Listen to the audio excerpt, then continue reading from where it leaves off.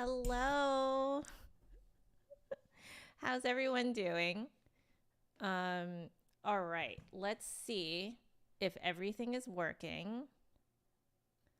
Ah, the one thing I didn't do was put the chat up here. So give me a second to do that, guys. I prepped everything except the chat. Good on me, man. Good on me.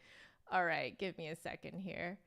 I'm going to get the chat box in here. But how are you all doing? It's really nice to be back doing live streams again here on YouTube. This is the second one this week. So give me a second here to put this in. Let's see. So this is the chat. All right, we're not going to make it visible quite yet.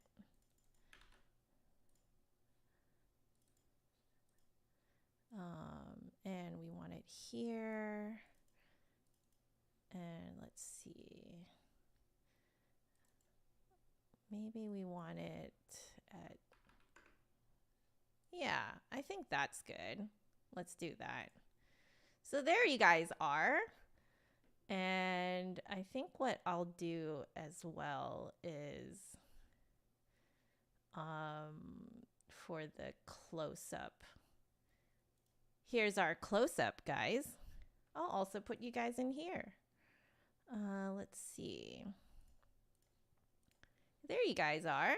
I'll put you guys in the corner down here. And let's see. I think we also need my alert box in here as well. So let's put that in here too. All right. Ah, the magic of live streaming, guys. All right. We're not going to make that visible quite yet. All right. So we'll put that in the corner down here. Or maybe up in the corner. Make it kind of small. Just so it doesn't get in the way of what everything you guys are seeing here. Hello again. We're going to put our alert box in here too. So if you guys subscribe and stuff, it will show up. All right, alert box. You got to love that this was the one thing I forgot to do. Okay, we're all set. So, yeah, I'm here, guys. So as you guys can see, this stream is sponsored by the Flute Center of New York. I just wanted to put this out there, that the last year has been really tough for both me and my hubs, John. And the Flute Center has just been so kind through it all and has allowed me a lot of space to just deal with life. It has been a year now, so John is doing a lot better, but we're still actually going through it. There's probably another year or so before he completely heals. And the Flute Center straight up waited for me to reach out to them about when I'm feeling ready to come back and do streams. And I just wanted to say thank you, Flute Center. Thank you to the whole team for being so understanding and so kind, and just without me asking, just gave me so much space. And every time they reached out, they were just asking how we were doing, not demanding more content, to be completely transparent. We did not complete our last contract. So this is actually completing what I promised them. And I'm just really lucky to have the Flute Center, work with me, because I don't think I could have asked for a more understanding company to work with. So thank you. Yeah, exactly. So, what's funny is that we do have strings attached, but with this contract, but they gave me space, and that's what I needed. And now I'm ready to come back. And here we are. I was the one who actually reached out and said, I'm ready to come back. So I just wanted to say that, I just wanted to, put that out there, that is why I'm suddenly returning after a year. Because I think the last time I did a Flute Center stream was last year from their headquarters. That is wild to think that was last year. But yeah, that was last year. And it took a very long time for those videos to be edited. And I'm actually still editing one video from that for fun. Because life has been insane. So yeah, aren't they great? Yeah, so I just wanted to it is really great to work with someone who just understands that life happens. Exactly. The whole team is like that, and it's really great. Oh, thank you. I do like this hairstyle. Okay. I'm going to do a quick lightning round hello to everyone that I can see in the chat, and we'll get started. All right. So, hello, Michael. Hello, Flute Center. I can see the Flute Center is watching. Hey, Jaden. Hey, Randy. Hello, Martim. Majimonkichi, of course, our mod. Everyone say hello to our mod, our chat mod, Majimonkichi. That is why his name is in blue and has a little wrench next to his name. So he will help moderate the chat. The chat is really for you guys to have fun with the commands. Go to justanotherflutist.com/commands to see what fun things you can do in the chat. You can make coffee for it, like virtual coffee, virtual tea for each other. It's really fun. So, all right, let's keep going down our lightning round. Hello, Flower Dolphin. Hey, Leon. Hello, Angie, Gina, Jaden. I do apologize, but I believe the second name of your username is Dabob. Hello. Meow to you too. Hello, Thor. Farmer John. Hello, Tina. Let's see. Any new? Sean. Hello. Chef Maiku. Hello. Let's see. Flo. Okay. Yeah. So there we go. Yeah, seriously, I know that hey Gary. I know that the Flute Center and Jonathan won't they won't talk about the fact that they gave me a lot of space. Like, they're not those type of people who will,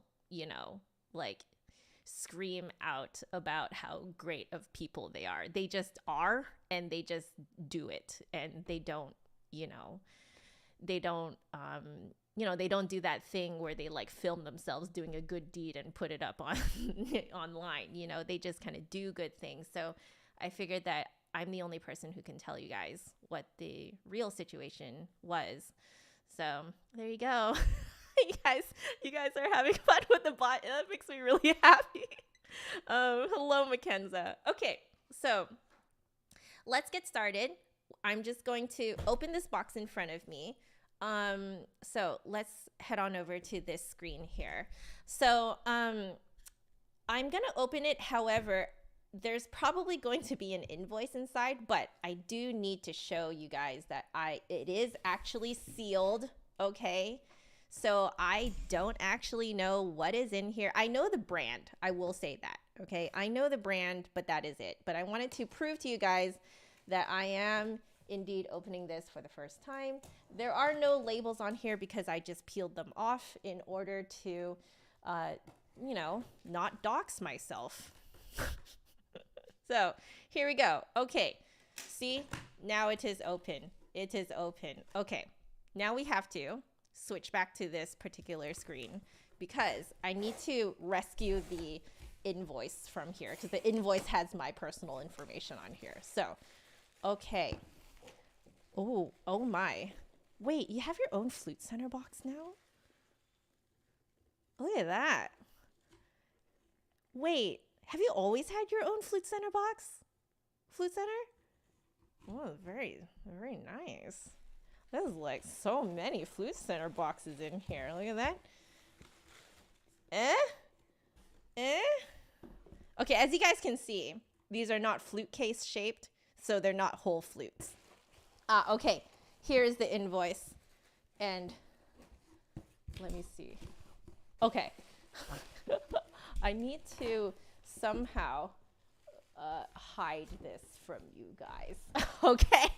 I hit it. Okay. So let's see what's going on in here. Okay, so I'm going to fold this. Now I can have this on the table. Okay, so I folded it so you guys can't see my personal information. Let's go back to this screen. Okay, so we've got quite a few boxes in here. It looks like we have 3 boxes in total. And then there we go. So we can put this off to the side now. So your invoice will look like this when you guys get a package from the Flute Center. It's just that I folded my personal information on the bottom so you guys can't read it. Okay, so we have here 3 boxes. And we have quite a few head joints in here. So let's see. I think I'm going to have to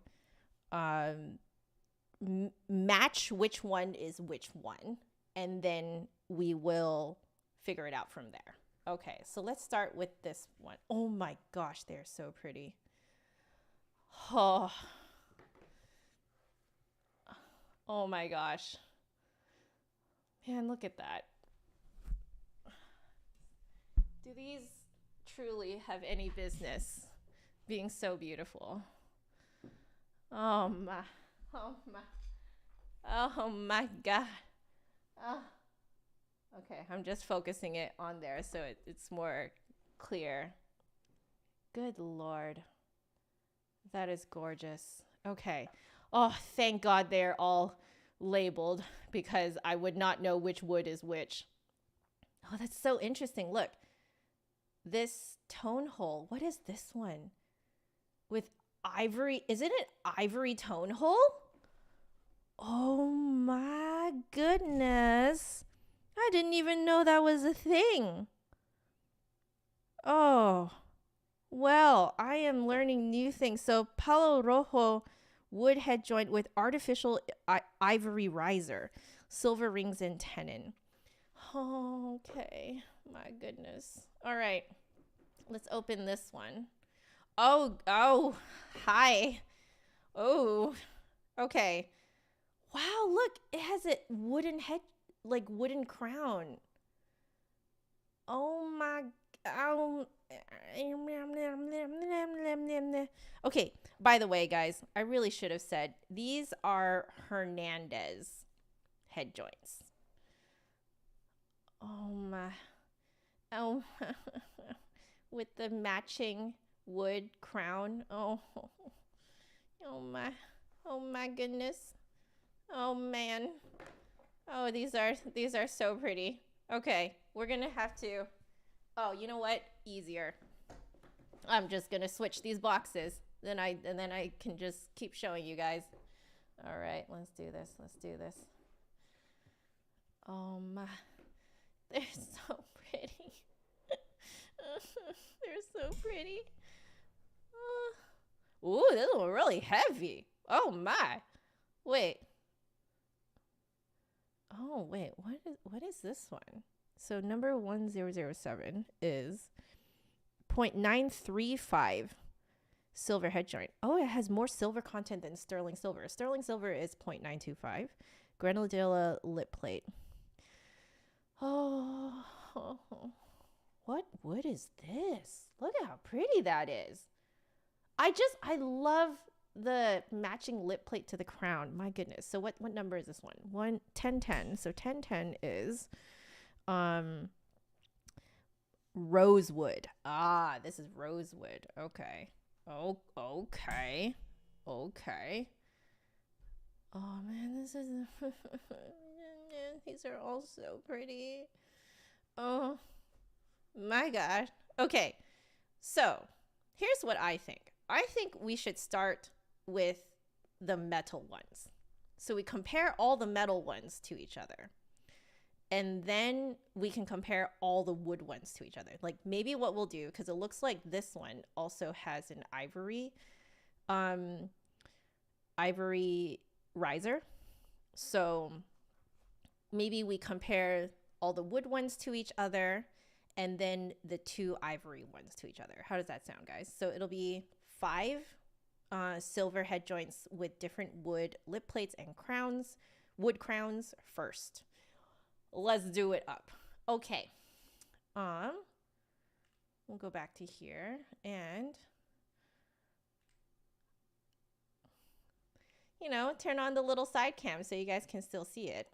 Okay. I think what I'll do, if the Flute Center doesn't mind, I think what I'm going to do is, for the sake of, you know, keeping everything really organized, I'm going to do this. So this way I will have all 5 of them in front of me. So I'm going to center that in the camera. Yeah, so you guys can see what we're looking at. Okay. Let's put these in order of what's on the sheet here. Just so I know I'm going from top to bottom. So let's see. So this is 107. 107. Let's see. So 1, 2, 3, 4, 5. Yeah. So 10, not 107. 1007. So 1003 is first. Which one is 1003? 1003 is first. And then 1002 is next. I'm gonna guess this is 1002. Yeah. So 1002 is next. 1007 is the one that I'm holding. So it's all of the, looks like it's 2 ebony lip plates and then Grenadilla. Yeah, so much easier if I put it in order. So thank you for your patience, everyone. So this one is oh my God, Kingwood. I know I play well on Kingwood. Is this the Kingwood? Yeah, it is. All right, Kingwood. And then we have Rosewood. Okay, so yeah, so much easier to just put it in order like this. So we're going in this order first. Let us have our little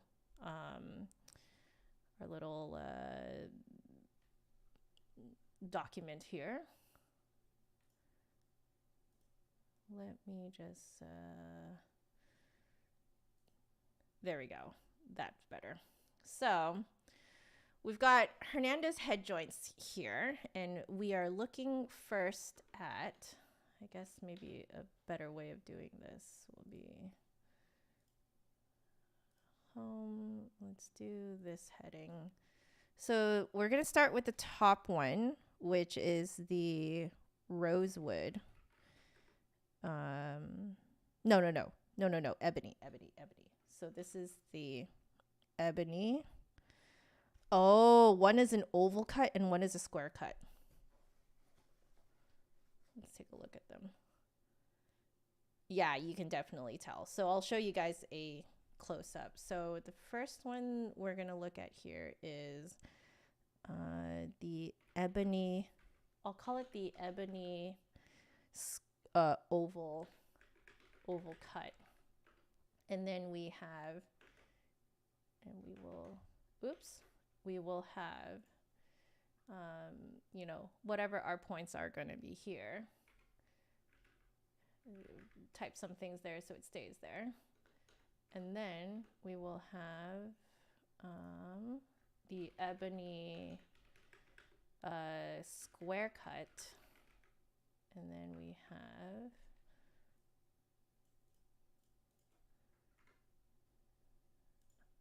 so essentially what you guys are watching me do is what I you know, normally would do off camera, but I wanted you guys to see how I actually work. So this one is the Grenadilla oval cut. And then we have the Kingwood square cut.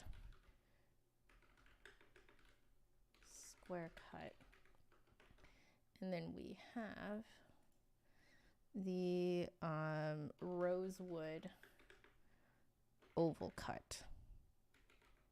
Oh, interesting. There's also other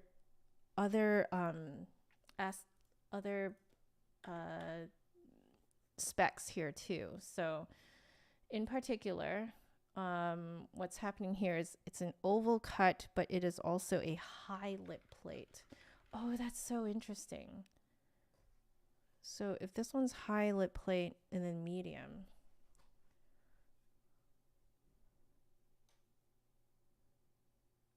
Oh, is it actually thicker?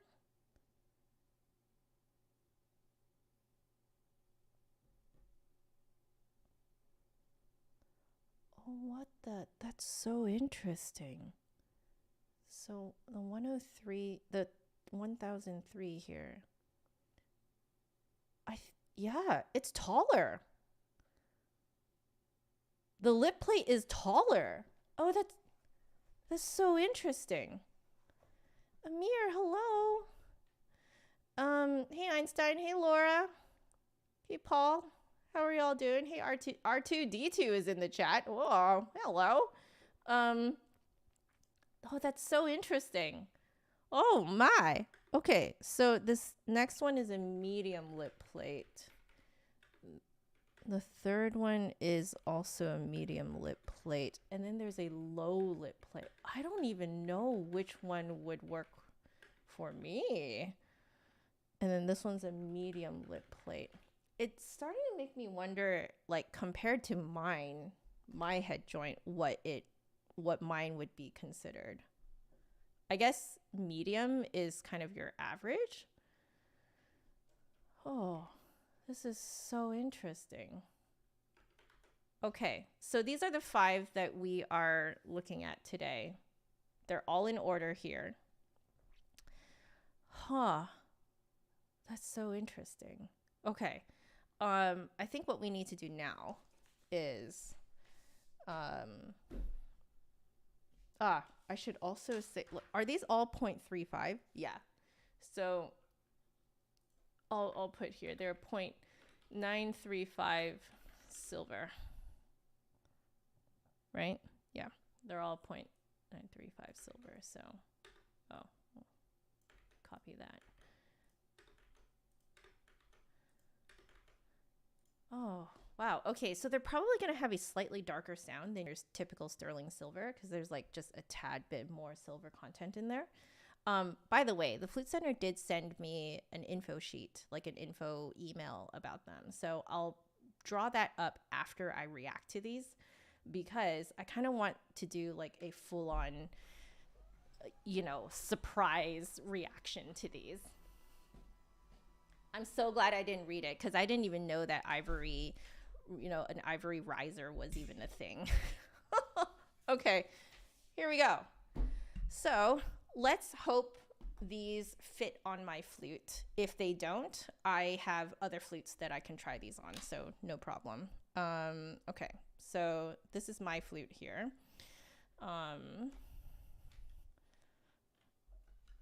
Okay, let's give this a whirl. And like fingers crossed it fits. Brandons are known to be on the smaller side. So, here's hoping that they fit. Okay, there we go. So,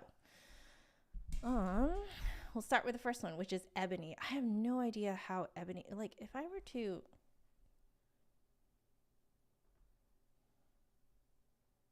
Is Ebony lighter?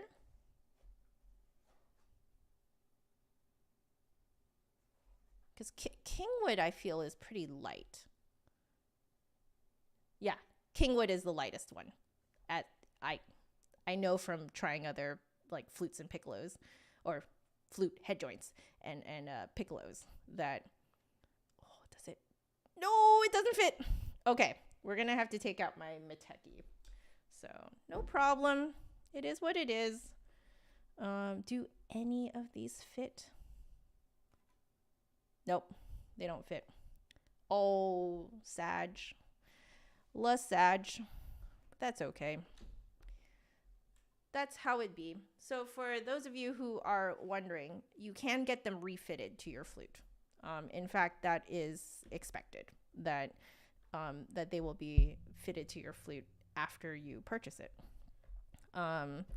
So, you know, if you were at the Flute Center and it didn't quite fit on your flute, you could probably get, you know, a different flute that is bigger than yours, that shares, you know, similar specs, and then try the head joint on it. And then that way you would get a pretty close rendition of what it would sound like on your flute. So, oh, that is unfortunate. Oh, well. Okay, let me go grab from here.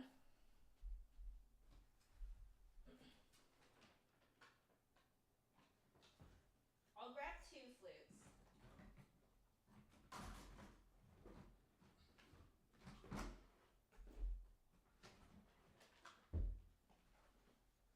All right, I'm grabbing 2 flutes. One is a beginner model, so I don't know if that is going to be a good choice for us. But the issue with my Mateki is that it's a very old flute, and it has not been COA'd and you know, overhauled in a very long time. So, okay. No matter. We will try it, though. Yeah, this flute is like probably in dire need of some love. But let's see if this fits. Oh no. It barely doesn't fit. Oh no. Are all of these quite thick? Oh, nope. The wooden ones are thinner. Oh, it's these ones that are... Okay, this one fits. How about this one? Nope. Oh, so the Kingwood fits. I'm probably going to sound pretty good on the Kingwood. This one? Okay, the Grenadilla fits. How about the second Ebony? I think this is square Ebony. Okay, no matter. That's fine. We can try at least most of them on this flute. So we'll probably have to do a bit of a combination. Let's see if my Dijau is any thicker. So this flute was a gift from Dijau himself. The very first Flute Center review that I ever did, he saw it and really loved it. And so he's like, I would like to gift you a Dijau through the Flute Center. And I'm like, wow. Thank you. Please fit. It's tight, but it fits. Do I have another flute? Where that would be more comfortable? That is slightly uncomfortable how tight that is. Give me a second, guys.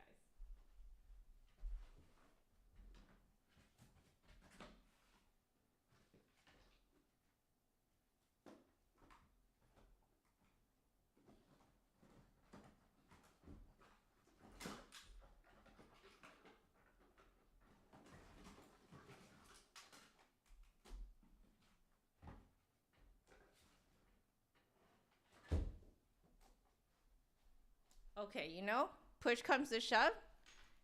You try it on your beginner flute from the way back when. I don't even know if this flute ever has had a COA.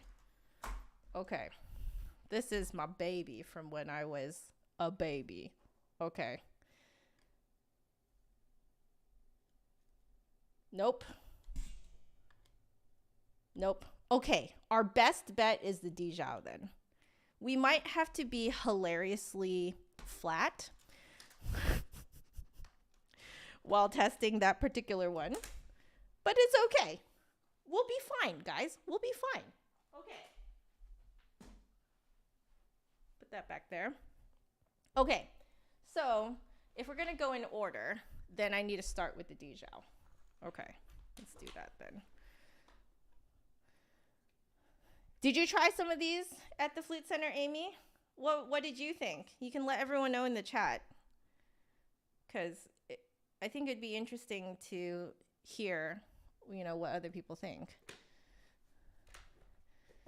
Is there a charge for fitting the head joint to your flute? I think normally it's included when you purchase a new head joint. That's what I think. Like it's included if you purchase it from the same people who sold it to you. That's usually how it works. Usually, but don't quote me, okay? Flute Center, if you're watching and you want to jump in and say, Flute Center's like, no, it's not fitting on her flute. It's okay. We'll make do. It's fine. It's okay. But Flute Center, if you want to jump in and answer if it is included, please we shall I would enjoy that very much. Okay, yeah, we are going to be pulled out quite far, but you know that's okay. It's okay, guys. It's okay to be pulled out super far. Okay. Oh, yeah, we're gonna be quite flat. All right, give me a second.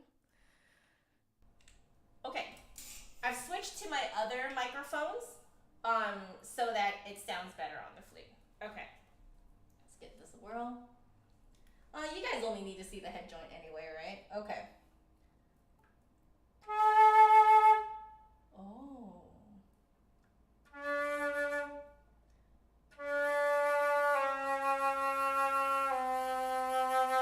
Can I auto-tune it? That would be hilarious. It would be very funny to do that. I do agree that that would be, you know, the most ideal. Okay, I'm gonna make that louder because it's gonna be far away from me. So that way when I talk like this, you guys can still hear me. I have the microphone over here, but now I can just switch between the two. Okay, switching back to this one.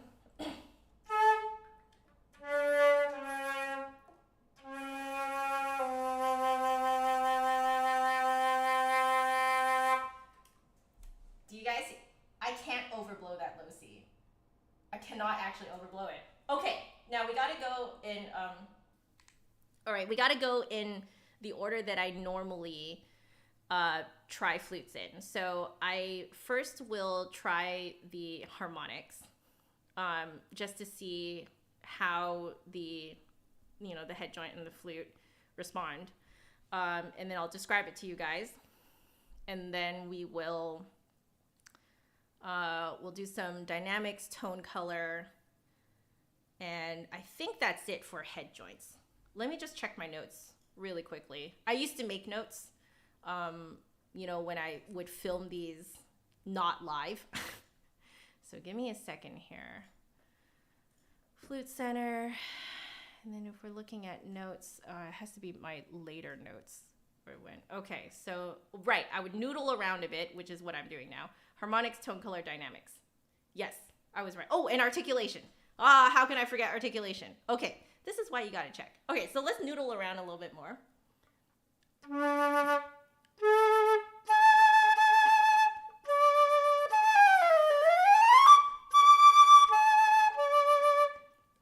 All right, I'm gonna use the Genshin Impact main theme to try these out because the Genshin Impact main theme starts in the middle of register. I keep forgetting to switch over to the other microphone. Okay, so the Genshin Impact main theme starts in the middle register, goes really high, and then it goes really low. So I kind of like how it does everything. So let's give this a go. I'll do a shortened version of it.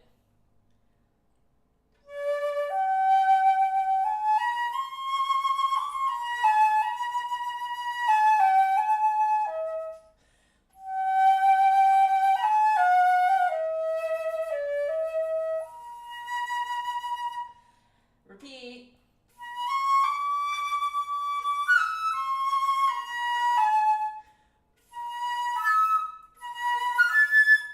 Oh.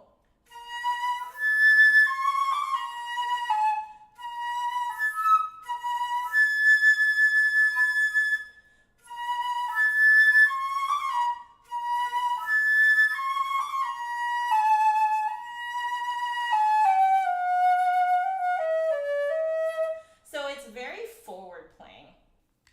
extremely forward playing. It, I wanted to place the high A really far back in the mouth, but it just didn't want to happen. And instead it was way up in the front. That's so interesting.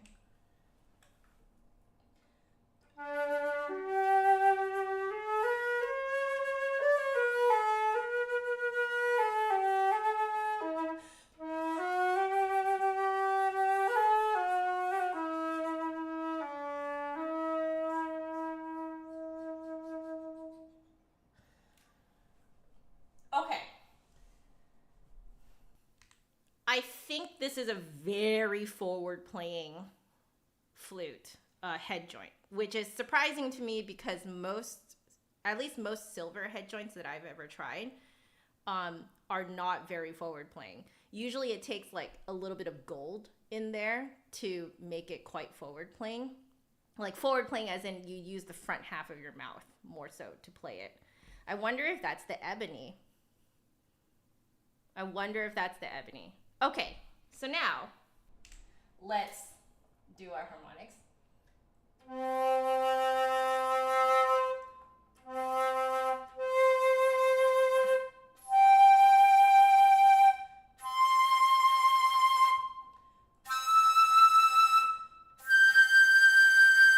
It's very forward.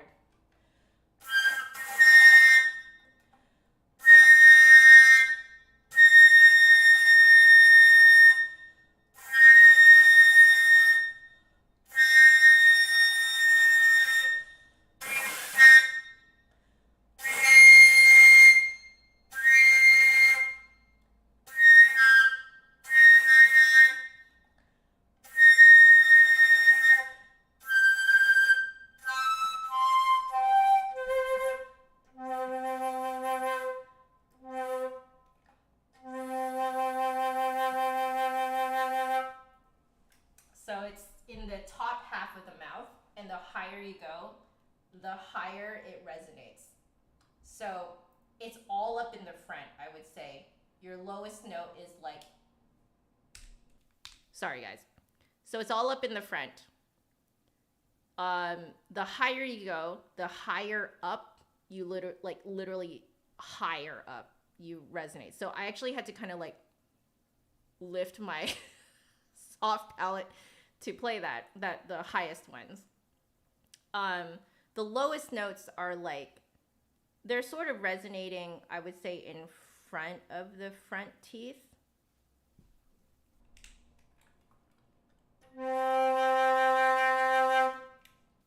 Yeah, it's in the front of the front teeth. And then as you go higher, you go much higher. Now, something for you guys to keep in mind is that I have a very small mouth. When I go to the dentist's office and they do the x-ray on me, they have to give me the child size little x-ray thing to bite down on. That's how small of a mouth I have. So I think for most people, you'll be able to feel that you can just resonate it higher and higher in your mouth. Like, but it all stays up in the front. Like the furthest back that I'm going on this in my mouth is like maybe just like seriously like a centimeter behind my front teeth. So this is very forward playing. In fact, probably one of the most forward playing head joints I've ever tried. That's interesting. Now let's see how it feels if I were to blow.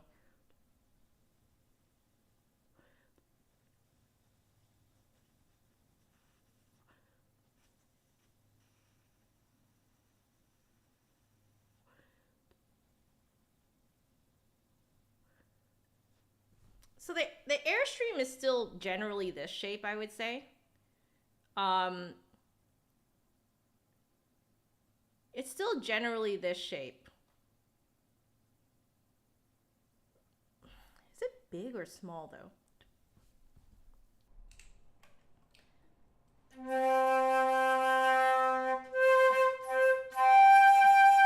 Yeah, I feel like it's more so going up than it is going back in the mouth.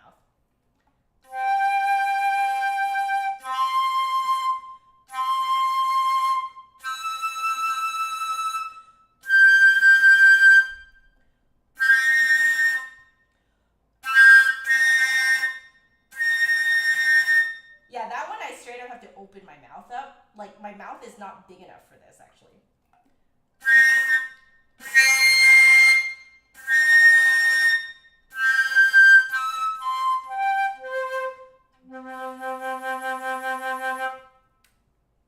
That's really interesting.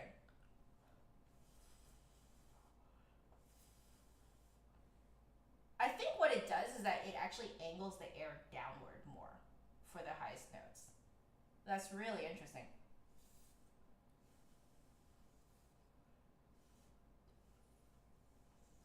Yeah. As you go higher, because you're resonating it higher and higher, and it goes a little bit back, but only by like a centimeter. But because you're not going as far back as on other flutes, the angle of the airstream kind of dives down quite far. That's so interesting. Okay, so we're gonna put very forward playing. As you go higher, literally goes higher in the mouth. I'll put here, lowest note resonates in front of front teeth, and the highest note resonates very, like, essentially against the soft palate. About 1 centimeter from front teeth. Yeah, I would say that that is what's happening there. Okay, all right. So we better keep going though. I already spent way too long on that. So some tone color stuff.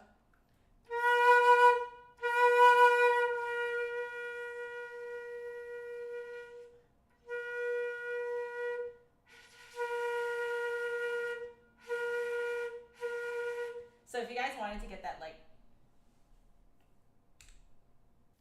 if you guys want to get that wood sound, is really easy to get it here. You just have to kind of like loosen up your embouchure, kind of play like that,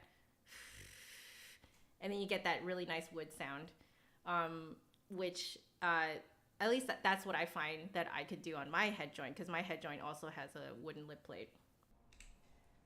All right.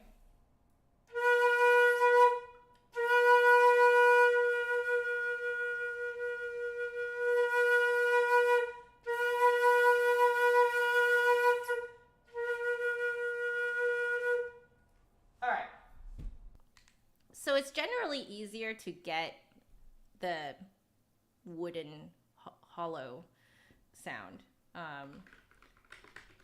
get hollow tone. I think it's because the shape of the airstream is more like this. So it's easier to kind of round it out and get that really nice hollow sound than it is to go even wider. Because when I go even wider, I find that it doesn't really give. Like, it doesn't give more. You hear how it just sounds strained?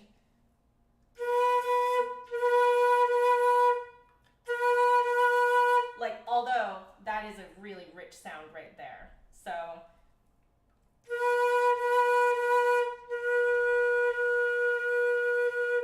yeah. Sorry for it being so out of tune, guys, because I can't push it in all the way. Okay. So it's definitely easier to get a hollow tone out of this. Okay. Dynamics. Let's see what's going on here.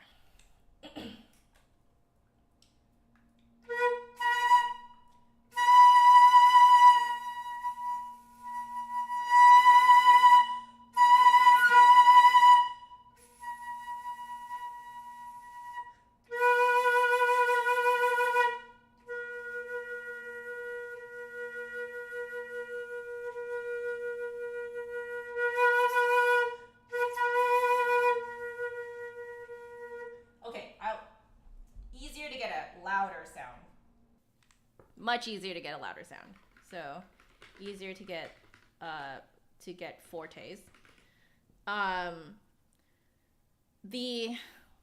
When you go soft, it only goes so soft before it just completely disappears. So my conclusion is that this would be a very good head joint if you are performing live on stage and you need to be heard, but you need that wooden sound, because this is very rare to have a combo of easy to get a hollow tone, but also just naturally very loud.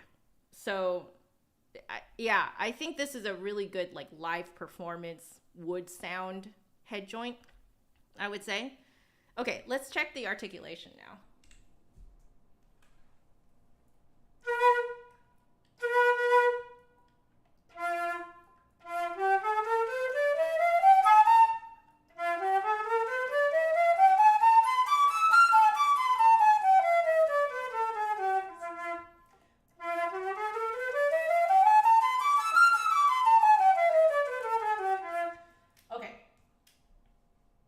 Let's try double tonguing.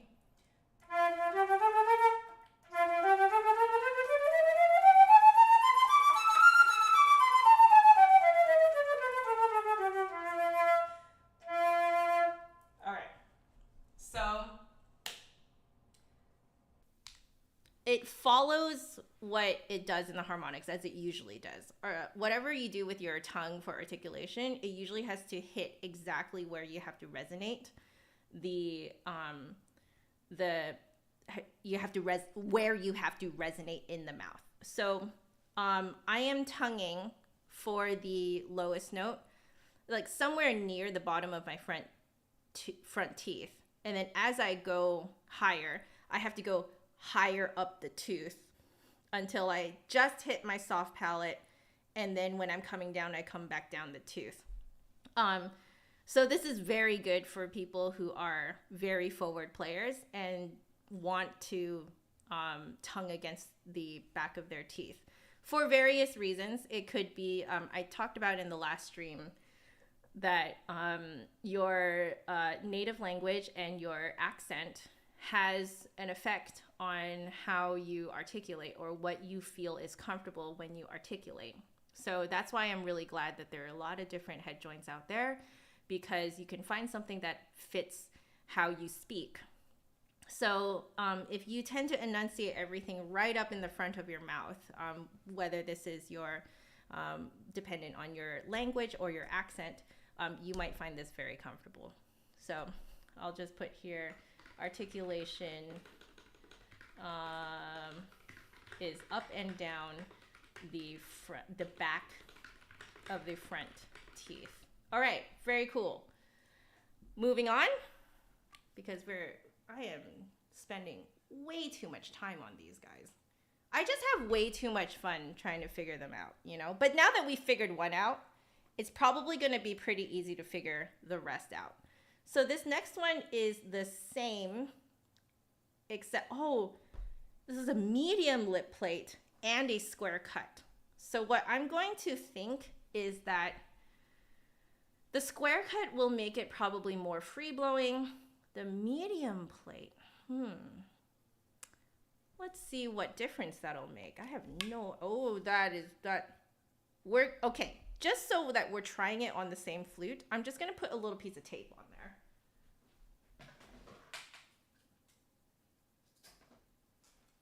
Because, you know, I want to have some sort of control. So I'm just going to put a piece of Scotch tape on there so that it holds. That's too much Scotch tape. That is actually too much.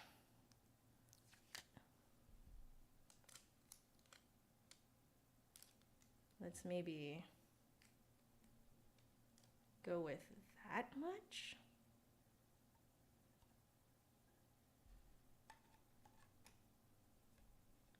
Good. Okay. This one I can push all the way in now. So this one's probably going to be a lot more in tune. Okay. Let's give this a go.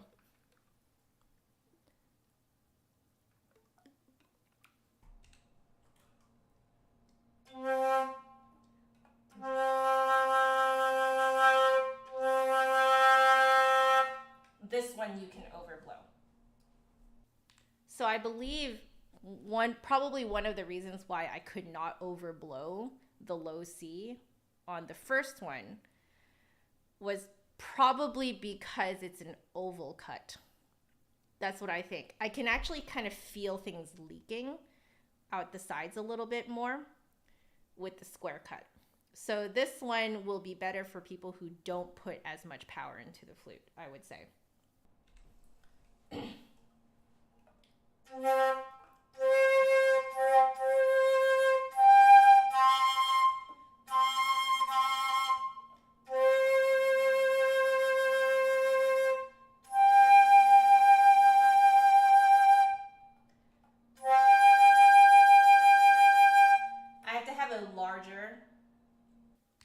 Larger embouchure as well.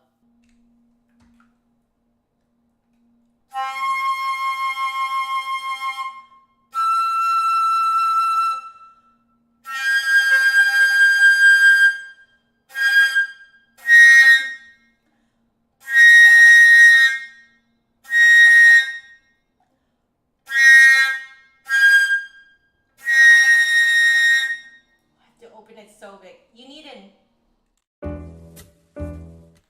Sorry, I hit the wrong button, guys. Okay, you need an even bigger mouth to play this. You need an even bigger mouth than the oval cut. This one, I feel like I can't open my mouth far enough to get those top notes out. Also, sorry guys for the landscaping.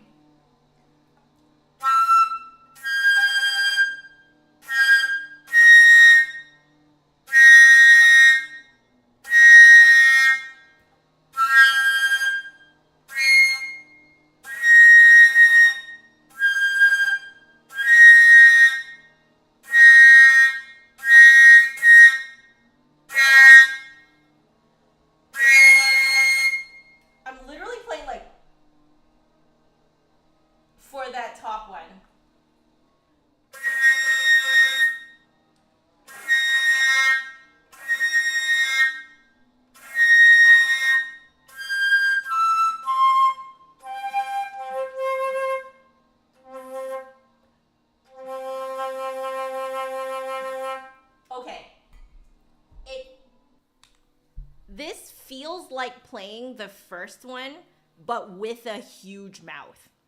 Like, I would say there's essentially not much difference. So let me try and overblow the low C now, but with like playing like that.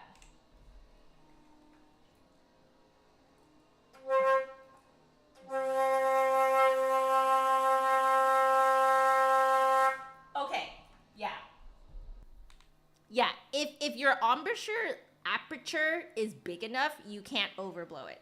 So it is essentially like if you were to call the Ebony oval cut high lip plate, like if you were to call that one like size medium, this would be size large.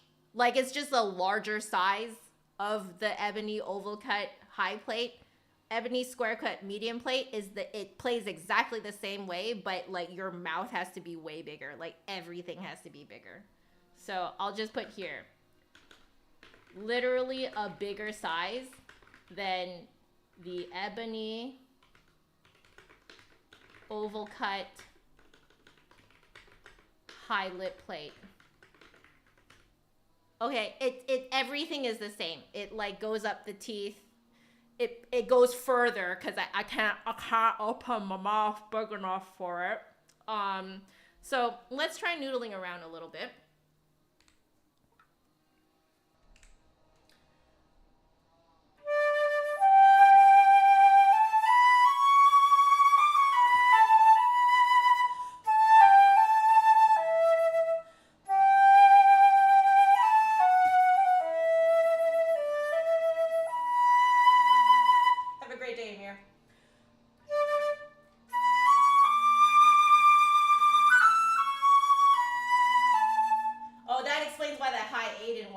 Because I have to like play like that.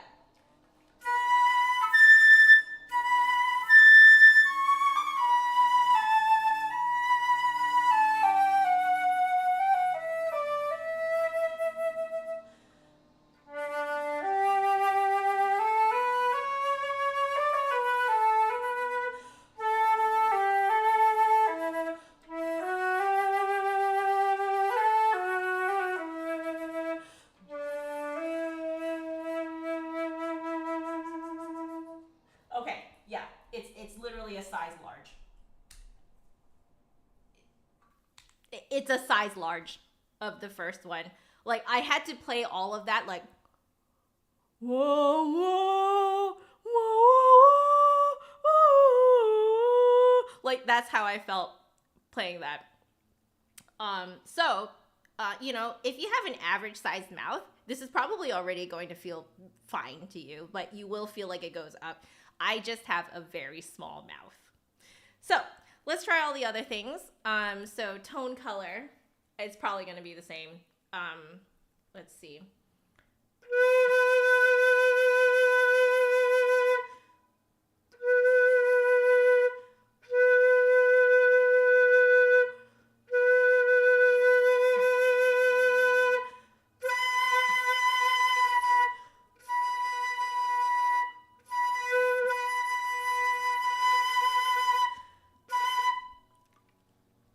So big, like, yeah, it's the same though.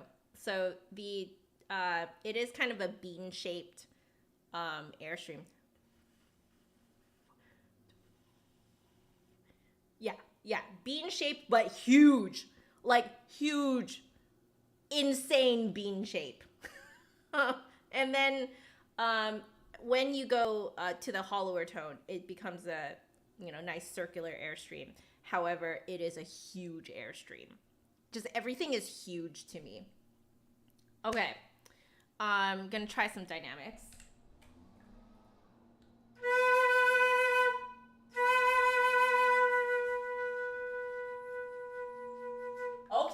Okay.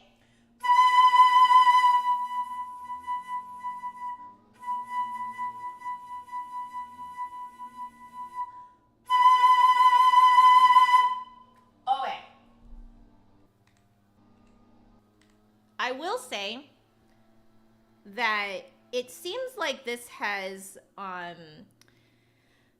more dynamic range. So I can get softer, but I believe it's because the like average aperture between your lips is huge. So, you know, if you go smaller than that, you're going to get a nice, really tiny sound. So I will say it does seem to have a larger dynamic range. Guys, the landscaping is not supposed to happen on Thursdays. I'm just straight up telling you guys, okay? Landscaping is not supposed to happen on Thursdays. I don't know what they are doing right now because it's not supposed to be happening right now. It's supposed to happen on Wednesdays. There's a reason why I scheduled this for today. I hope that it's not too disruptive to you guys. My goodness, what the heck? I'm so annoyed right now. I'll put here, so larger dynamic range probably due to the average, or I'll call it the mezzo forte. The mezzo forte embouchure aperture. Apparently I can't spell aperture. There, being so big. Okay. So you can get a larger dynamic range with this. Let's see, articulation. Okay, so let's do that. Landscaping isn't that loud. Okay, it is loud to me. Like, it is outside right now. Okay, here we go. Articulation.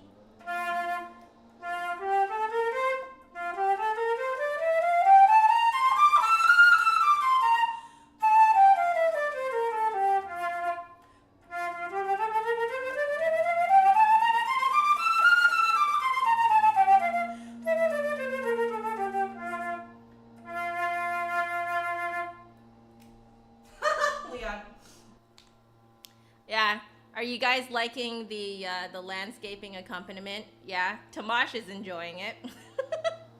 Oh my goodness, they are literally outside right now. Okay. Okay, we're gonna talk like this, so this way you can't really hear them. Because I've learned that even though they're right outside, for some reason, if I talk like this right up to the microphone, you guys can't hear them. Even though it is blaringly loud to me right now. Okay, so The articulation is exactly the same as well. I would say basically the only difference is it requires a larger mouth and larger aperture between your lips. But because that aperture is so much bigger, you can get softer. Therefore, the dynamic range is bigger than the other one. So again, this entirely depends on you and your uses. Beautiful. Moving on to the next one. We're now going to do Grenadilla. Apparently Grenadilla is spelled wrong. Did I really spell Grenadilla wrong? No, right? There's no way. I swear I do this for a living. Grenadilla. Yeah. Okay. Let me just, make Microsoft Word remember it. Add to dictionary. There we go. Okay. From what I know about Grenadilla wood is that, at least from all of my experiences thus far on Grenadilla piccolos, I tried a Monka head joint with Grenadilla lip plate as well. And what I noticed is that it causes you to have to resonate the notes further back in the mouth, which, being a person with a small mouth, is hard for me because I don't have a lot of space back there. So I end up gagging a lot of the times on trying to play a Grenadilla instrument. So basically, I'm finding that the different woods cause you to have to resonate in different parts of your mouth. So the ebony one, when you go up higher, forces you to resonate higher in the mouth, which is really interesting. Wow, that is so cool. So that's my gut feeling about this particular head joint is it's probably going to make me resonate in the back of my mouth. So let's give this a try. Oh, it's a little loose. Excellent. So let's put on a tiny piece of tape. And Flute Center, don't worry, I will take off this tape. Not that you really care. I know that you guys clean it when it comes back to you guys anyway. But I will do my due diligence. And that's that's too tight now. But yeah, I will do my due diligence and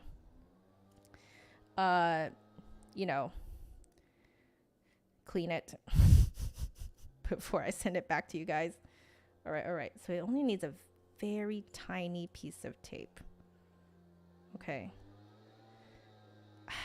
Guys, I swear I have been, trying to plan these, streams and stuff like that such that it doesn't coincide with freaking landscaping happening. My goodness. I will watch the footage afterwards to see how much of the landscaping you guys can hear. But holy cow, I am so insanely annoyed. You try, but then things don't really go to plan. That's how live streams be.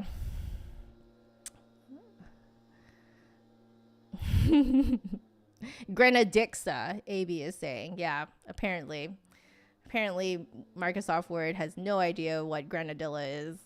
So we just taught Microsoft Word what Grenadilla wood is. Okay. I am buying time right now for the landscaping to not be quite so loud when I try this flute for you guys. I cannot believe it.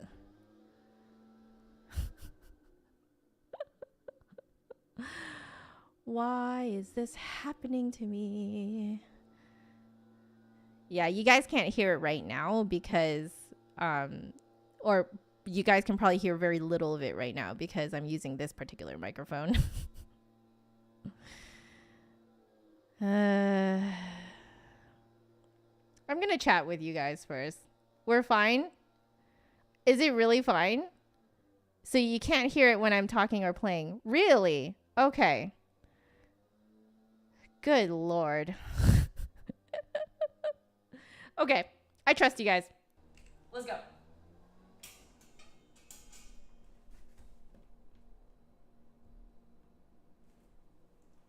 Oh, they're gone. Yes. Yes.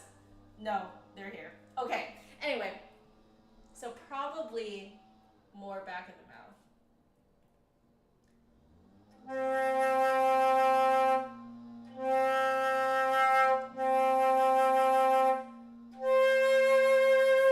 That was right.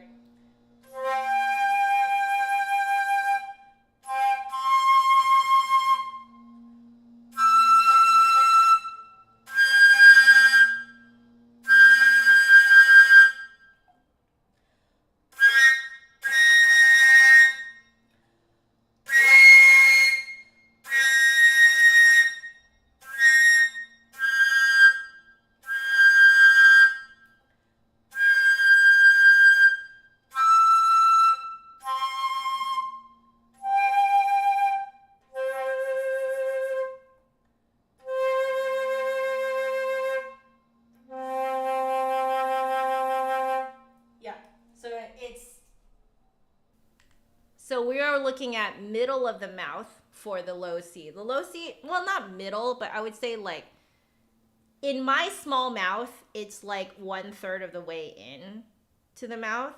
And then as you go higher and higher, you're doing the traditional flute thing, which is you have to resonate it higher and higher and more back. Now I run out of space somewhere around here. And also the high G, I noticed, it required me to, for some reason, put it up a little bit further forward. So I think the high G might be, there's always one problematic harmonic on every flute you try. I was actually kind of surprised that I couldn't really find it on the Ebony ones. The Ebony ones, I'm guessing the reason why I couldn't really find it was because it did such an unusual flute thing where it resonates just higher and not much back. So there's not much, you don't have to adjust too much forward and back. But this one you are going quite a bit back. So when I hit the high G, I have to resonate it more forward for that particular one. And then, so yeah, I run out of space around there. And then, so I have to really like lift the back of my soft palate. So this one is a much more traditional, like, at least to me, is a much more traditional feel of a flute. So let's put that here. So much more traditional feel. So low notes resonate, kind of like, I would say maybe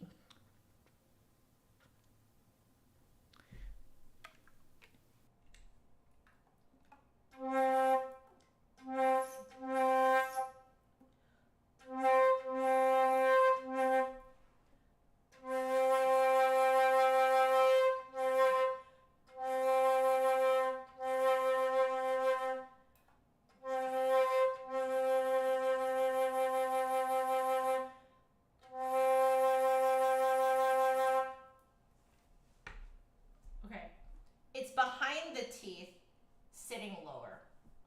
So behind teeth sits lower. I think it basically starts a centimeter behind. It's like I would guesstimate about a centimeter. 1 cm behind teeth sits lower. High notes resonate in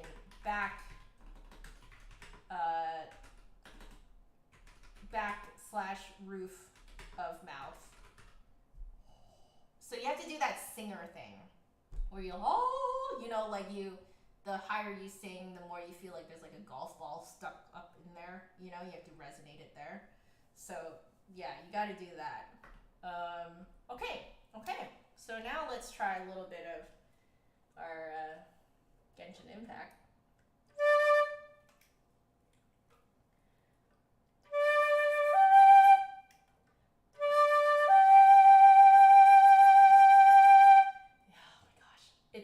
far back, guys.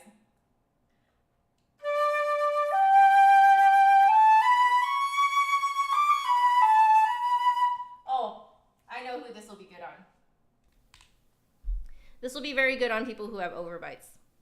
So people who have overbites, essentially their jaw is tucked in, and it essentially mimics starting your air, because it's hard to start your air with no lower teeth under it, right?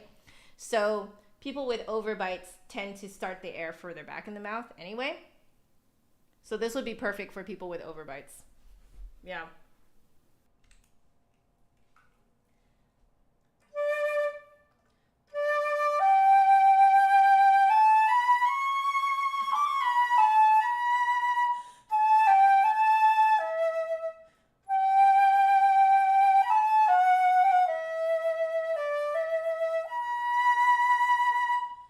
Repeat.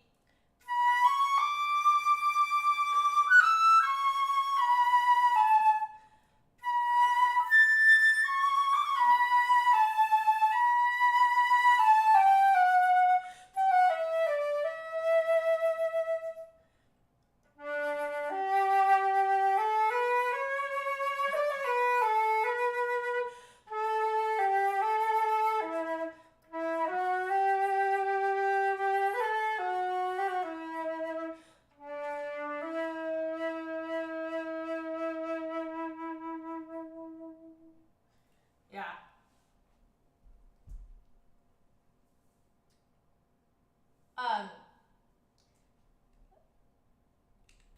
I am noticing that some of you guys are saying that the Ebony sounded better on me. That is not a surprise, but this will not happen on everyone. You guys have to keep in mind, I have a very small mouth. So the fact that the Ebony tends to resonate right up in the front, like just in front of the teeth, to like only 1 centimeter behind, it's perfect for someone like me. The only part that's not perfect about the Ebony for me is that to get those high notes to resonate really well, you have to like my mouth is too small for it, like height wise is too small for it. So this one will sound a little muted on me because I don't have enough space back there. I literally have to play like like that, okay? So this will probably sound absolutely amazing on someone with an overbite. And you know, on anyone else who tends to resonate, like naturally resonate their notes in the like starting from behind their teeth and further back.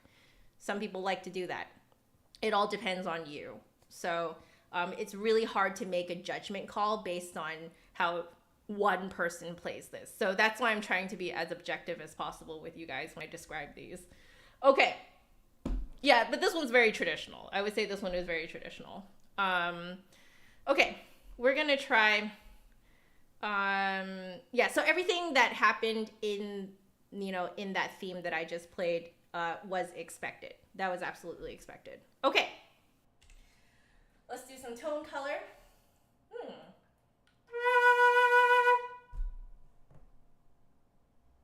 Very wide.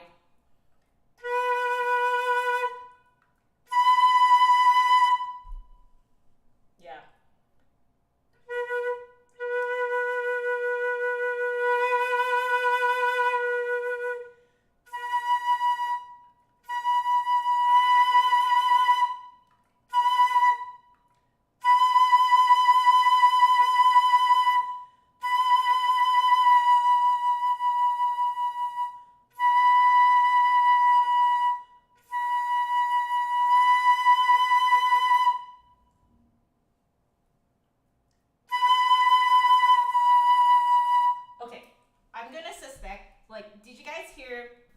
Did you guys hear the difference that I could make in the low notes?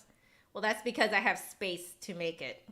You guys will notice that up in the top notes, like I couldn't make as big of a tonal color difference. And that's because I don't have a lot of space there in that part of my mouth. But so let's take the lower notes.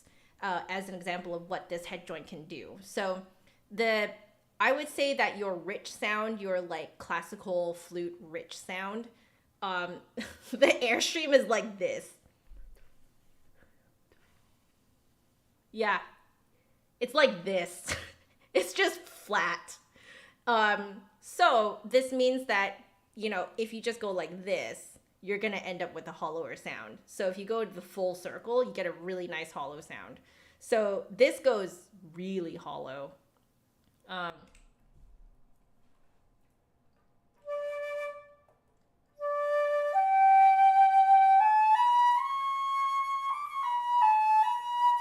Right, you get that nice, you know, wispy, hollow sound, which you really want for something that, you know, would like to be played on a wooden flute. So you could really dig into the wood sound here, I would say. So, so huge tonal color difference. And I'll put here, oh my goodness. Okay, huge tonal color difference, and with a specialty in hollow tone. And I'm just going to put here that this is because your rich sound is a very flat airstream. It's like this.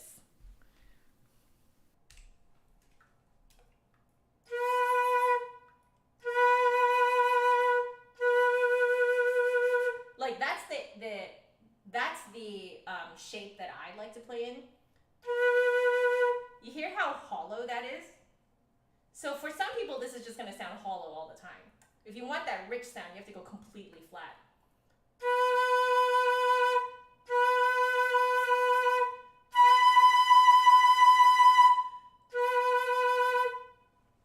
Yeah.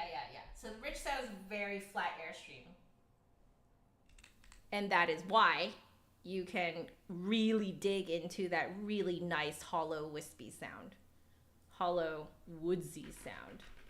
Yeah, okay. So if you want it to be really easy to make a really nice woodsy sound, this is very good. This is very good. Okay, so now let's check our dynamics.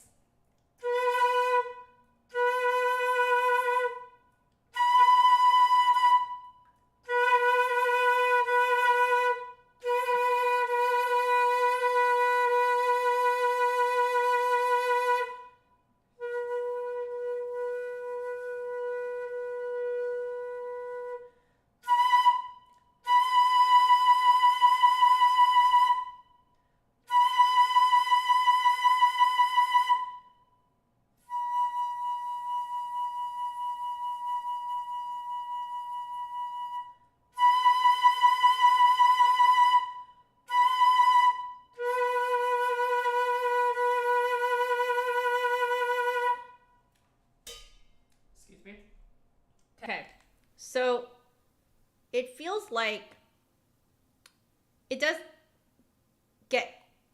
can get quite big. I feel the vibrato is like on the bottom of it.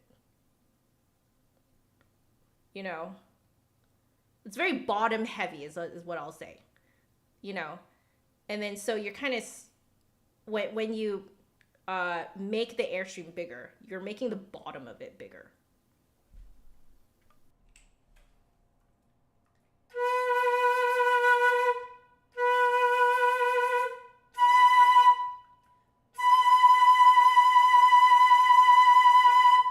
Yeah.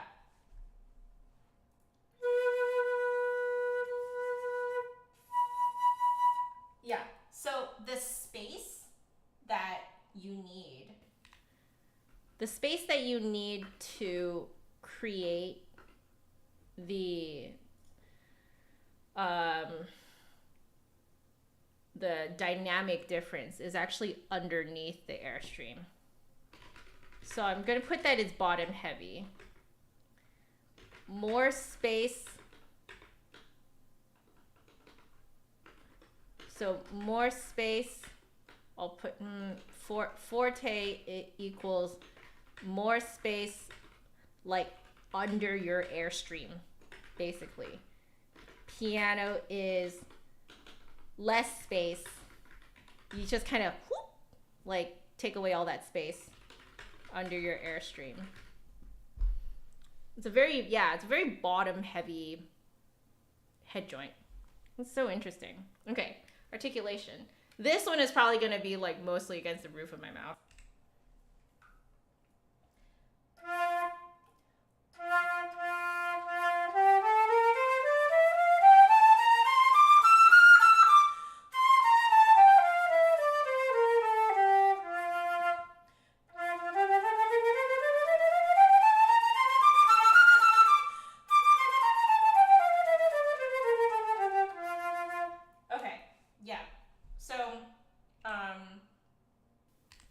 It's exactly where I thought. It follows where the airstream wants to resonate. Now, this is definitely a head joint where you're probably going to want to use the da-ga articulation. Da-ga,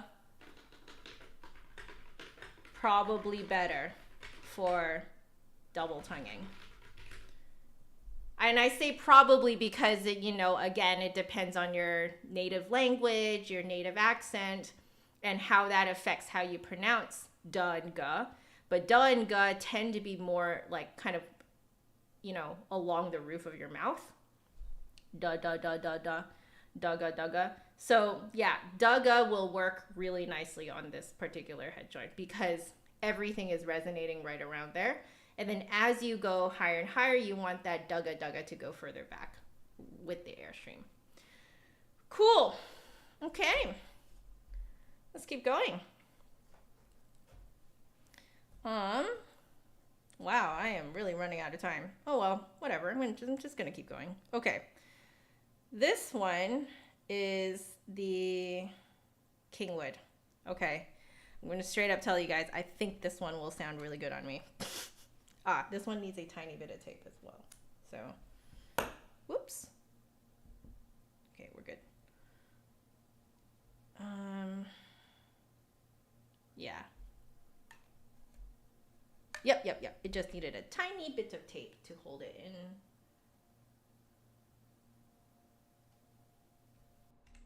Okay, let's do this.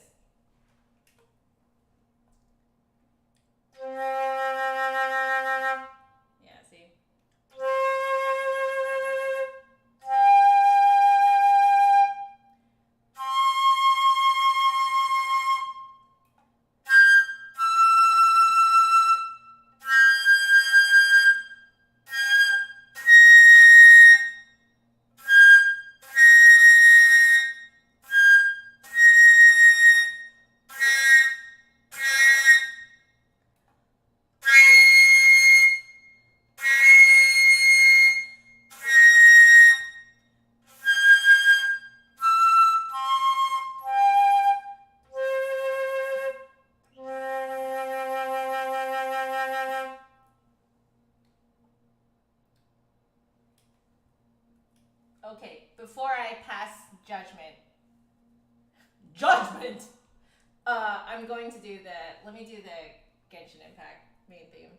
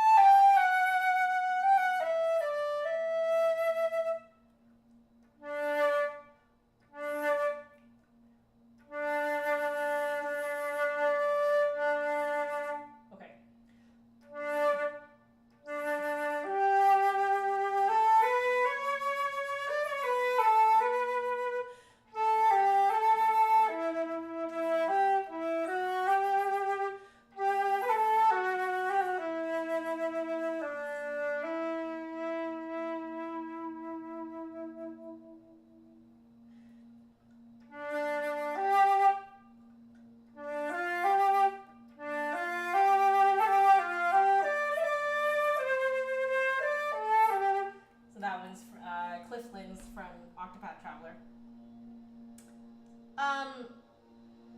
This is very interesting.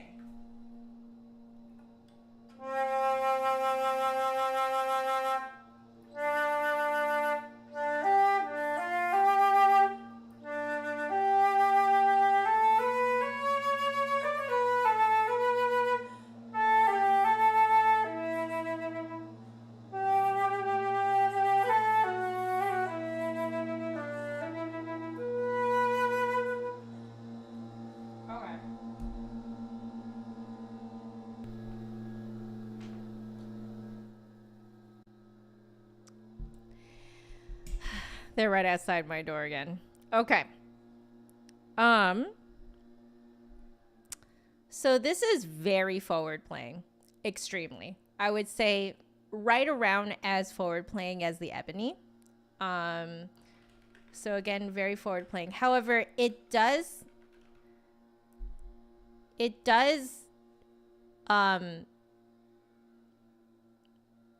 what's the word? It is a little different in that I believe that the range is smaller. Smaller range of motion than the Ebony oval cut. High lip plate. Yeah. It's a smaller range of motion, which is why you guys heard me playing it with essentially very little resistance, right? You guys notice I didn't have to go. It's more that like I was trying to go too high actually, and I had to bring it down. So let me just test that again.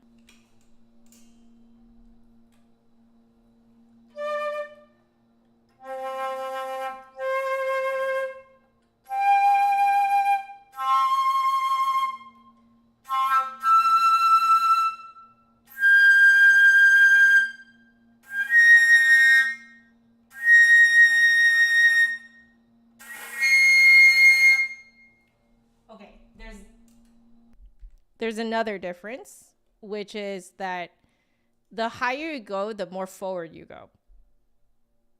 So it's backwards.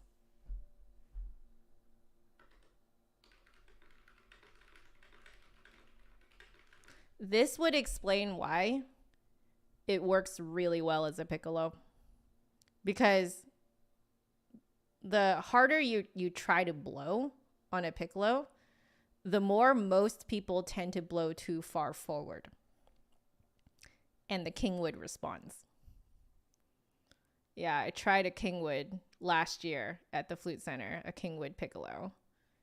And it's so incredibly responsive. So it's backwards. It doesn't go back, it goes forward. Yeah. That's really interesting. Okay. Let's try all the other stuff. I'm going to try that little middle bit of the Genshin Impact main theme.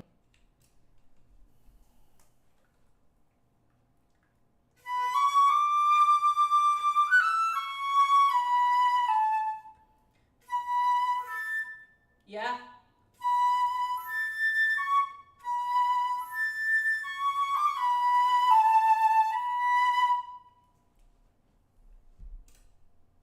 Not just you, this wood is very light. Kingwood is very light compared to, I would say, most other woods. Very, very light.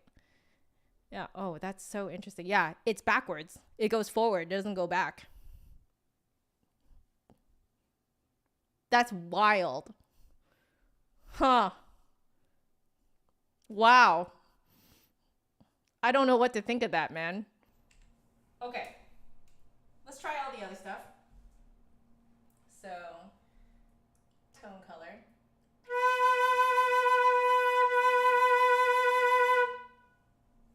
Much more circular airstream.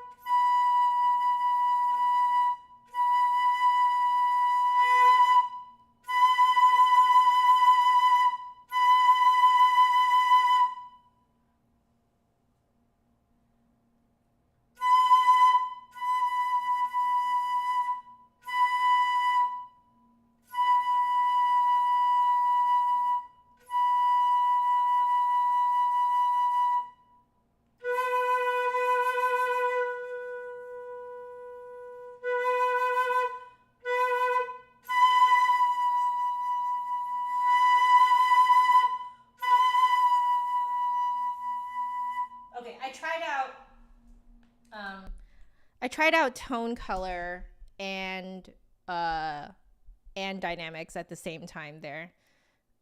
Partially it's because I am finding that due to the richest sound already being this shape, it's more like almost like a triangular shape. It's very bottom heavy as well.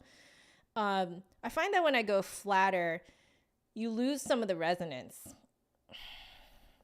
So this is already very rich sounding, and going more hollow, there's not much to round out. So I personally am finding that I'm not feeling a lot of tone color range in here. There is some, but not as extensive as some of the other head joints we've tried. However, the dynamic differences that you can make are insane. And it's because it's so bottom heavy. So what you do is you just zip the bottom of the airstream. So you end up with only the very top tiny bit of the triangle. And so you have a huge dynamic range, but not as big of a tonal color range, I'm finding. So triangle shape airstream. And what this does is not a lot of tone color range, but there's a lot of dynamic range. So this really is dependent on what you do for what you play. Do you need more dynamic range or do you need more tone color range? All right. Okay. So, well, let's do articulation next.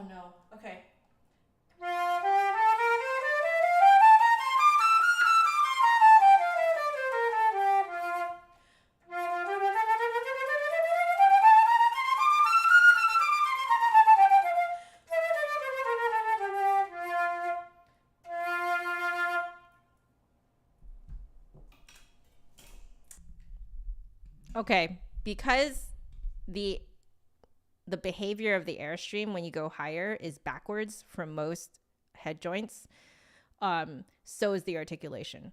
So actually when you get higher, you need to go closer and closer to something that's more like French style tonguing. The th. Like I call it faux French style tonguing because it's not actually between your lips. But I'm actually going from ta ta ta ta ta in the lower notes, ta ta ta ta ta, to the for the highest notes. Yeah, I'm going ta ta ta ta ta ta ta ta ta ta ta ta ta ta ta ta. That's me going up and down. That is wild because that is exactly the opposite of what you do on most flutes. It is like exactly the opposite because what on most flutes you should actually go a little bit back and then back to the front. This is backwards.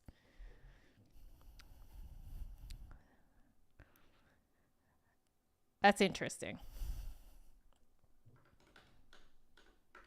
I'll put here that airstream is, though, articulation goes more forward as you go higher. This is backwards from traditional. Okay, that is very interesting. We need to make all of this smaller. Give me a second, guys. Okay, I am sorry that it is so incredibly small, but we're writing a lot of notes here. Maybe I can make it like one size bigger. Let's make it one size bigger. There we go. Okay, one size bigger. Okay.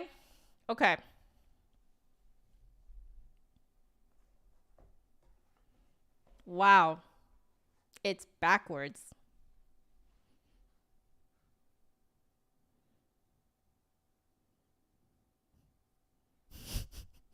You just clued in? Yeah, exactly. That is really wild that you have to go ta ta ta ta ta ta ta ta ta ta ta ta ta ta ta ta ta when you're going from low to high to low. That's really wild. What the heck? Oh, this one kind of loose. It kind of loose. All right. Let's try this much and see if that is too much.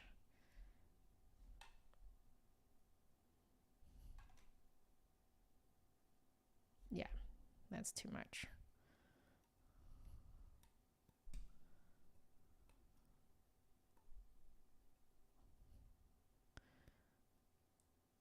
Oh, there we go. Okay. So less. Let's put less on here. Actually, that might not.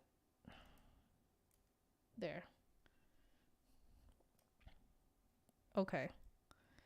Let's try that. Is that enough? It's like the tiniest piece of. Oh, yeah. That's perfect. That's perfect. Okay.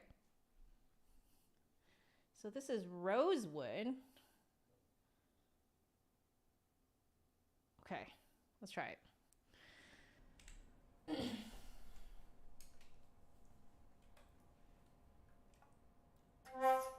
Oh.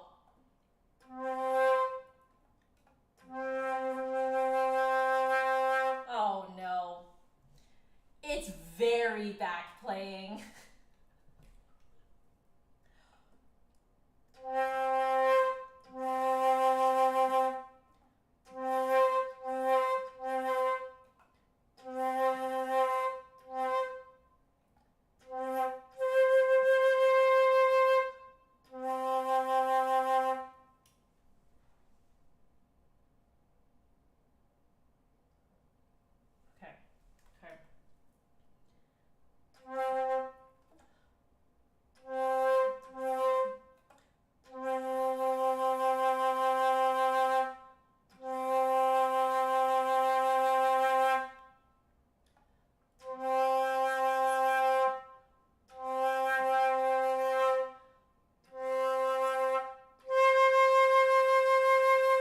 You're right.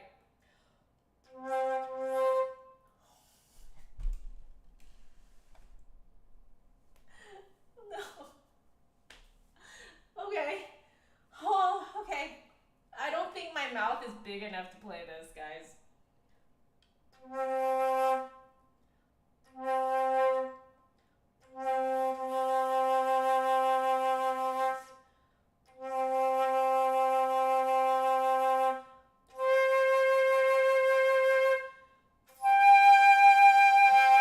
Oh, I know why. It's bottom heavy. So it all the resonance is in the bottom half. Um I am way better resonating on the top half of my mouth, not in the bottom half. This is a bottom half of the mouth type of flute. Oof.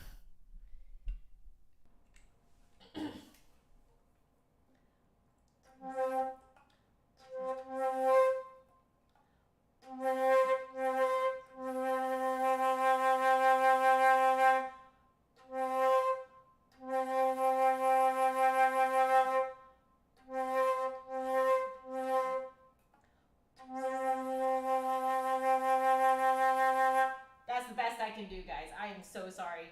Someone else who plays more resonates in the bottom half of their mouth will do a much better job doing justice to this head joint. Okay.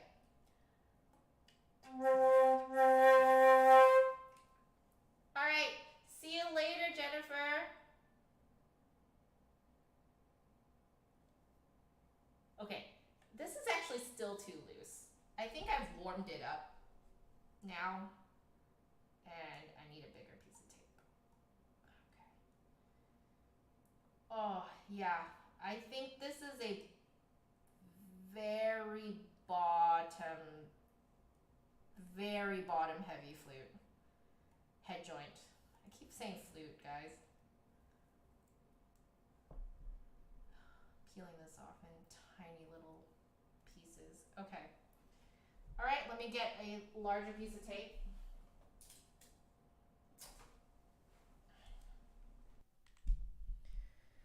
Okay, okay, this is going to be interesting.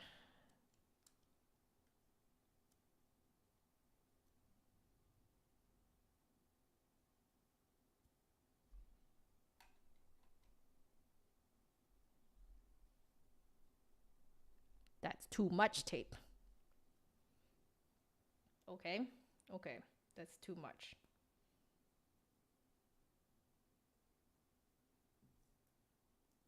Let's try that much.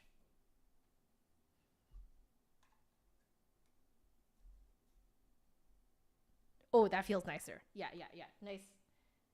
Like it won't roll around. Okay, let's try this.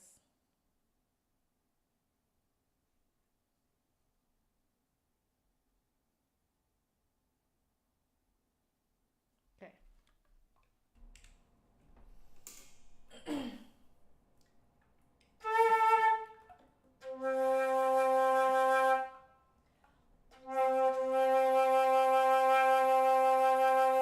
Do you guys see how I'm playing?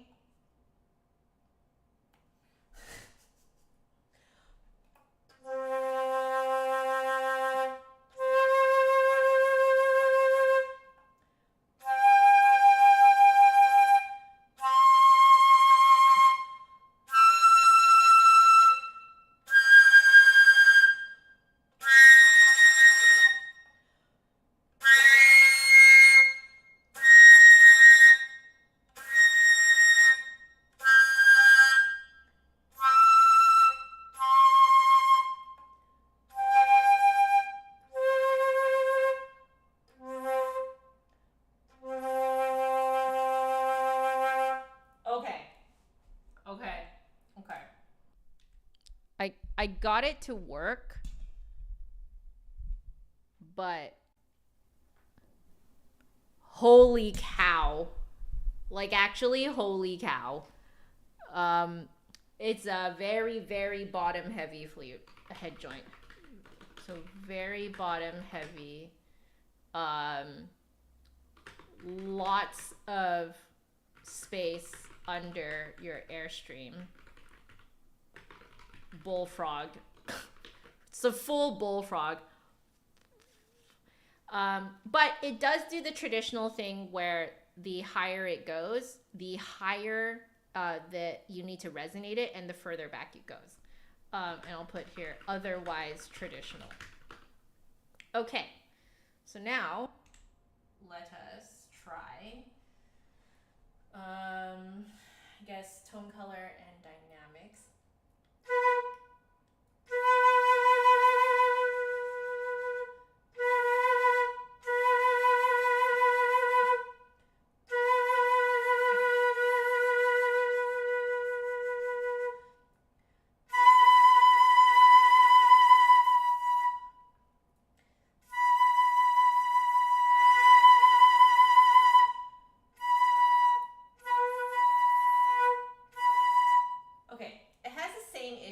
As the Kingwood having that triangle shaped airstream because it is so bottom heavy. Yeah, so I'll put here same triangle shaped airstream quirks as Kingwood. Yeah.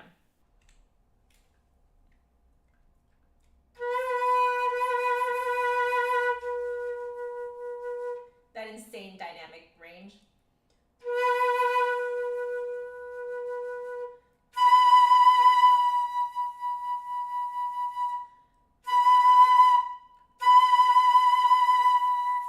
Yeah, you can't really get much tone color difference at all.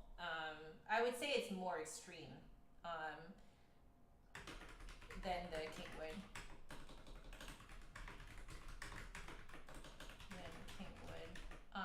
So same thing, not a lot of tone color range, but a lot of dynamic range, like a lot. Okay, so the articulation on this one should be pretty traditional.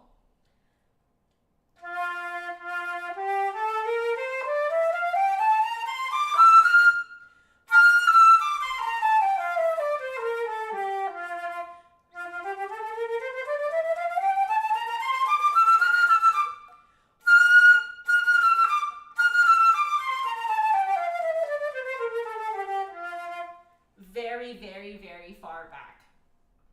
So articulation, fairly traditional movement, but very placed quite far in. It's essentially the back half of the mouth. Yeah, so it's in the back half of the mouth. Yeah. Yeah, it's really interesting. And it doesn't, like, it has some movement going back, but not very far. But in the back half of the mouth, and doesn't have a huge range of movement. Huge range of motion. So yeah, so it doesn't go as far back, I would say. It doesn't go as far back as the Grenadilla. I want to try the Genshin Impact.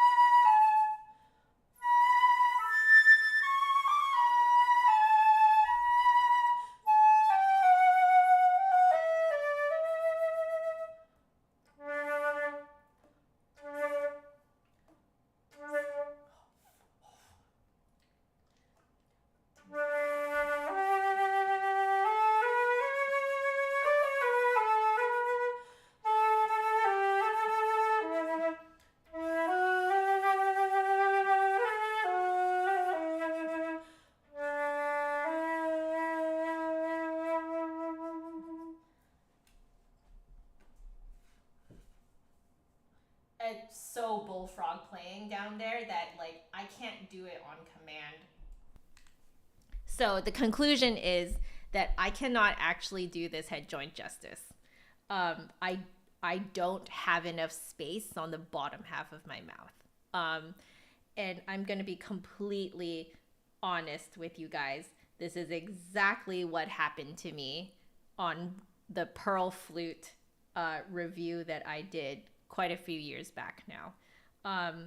I spent 3 days trying to figure out how to play that flute and make it sound nice. And then finally I did some harmonics on it and found out that it was a very, very bottom heavy flute. So if you are a pearl player and you want to get a head joint with wood on it, you might want to look at this one, the Hernandez Rosewood. It plays very much like a pearl, like very, very much so. That, like, you know, full bullfrog down here, very bottom heavy airstream. This plays very similarly to a pearl, extremely similarly. Okay. We have finally finished the silver ones. So I'm going to put my flute away. Now, we have quite a few more left to go. We have 6 more left to go. And I kind of want to do it. I know that's going to take us over time by quite a bit. Are you guys okay with that? It's okay. This is my flute, and it's fine. Are you guys okay with that? You guys okay with me just going overtime and trying all of these? Let me know. That's why Pearl didn't agree with you. Now you know. There you go. So I have had multiple students get into music school on pearls. They sounded gorgeous on pearls, but I just could not. It's very unfortunate. It just does not fit me at all. Yeah, you guys want me to go for it? Cool. I'm just going to go for it. Have some fun. Okay. Very cool. I think what I will do is let's just do this and we'll insert a page break in here. There we go. All right, let's see. Just want to make sure that's all within the frame. Okay, so let me do a little bit of formatting here. That's probably what took some of the time today too, was just me formatting all of this. So we're nice and organized. Someone on here mentioned, I could see someone mention that they like how I've been taking notes on everything. This is how I try things, like when you guys are not looking. And it's very, very fun and, you know, very rewarding. And this way, you know, you don't forget how things feel, right? Like you have, you know, something to look at. I just realized I can make my life easier by doing this. All right, so we have that. Okay, beautiful. So now let us put the wood ones in order. Okay, so sorry guys, I keep pressing the wrong button, but I wanted to show you guys the, you know, the close-up of this, so, you know, it'd be more fun for you guys to see what's going on. So we have right now, maybe I'll put this one over here. Okay, there we go. Yeah, so you guys are down for more? Okay, sweet. Perfect. So I think actually this is even easier, is if I just switch these. Okay, so we are now looking at these wooden beauties. I think these ones fit on my gold flute, so we'll try that. Let's put them in order. So let's see, what have we got here? I think I'm gonna put this, nope. Okay.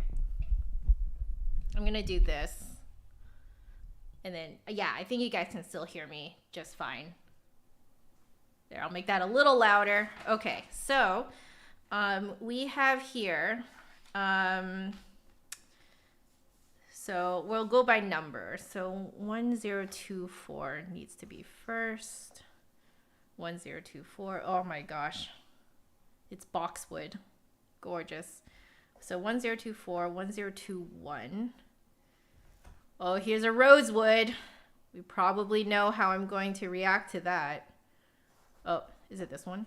Oh, I'm holding it. What am I doing? Okay, 102. No. I need 115. No, 1015. Where's 1015? Is it this one? No. Is it this one?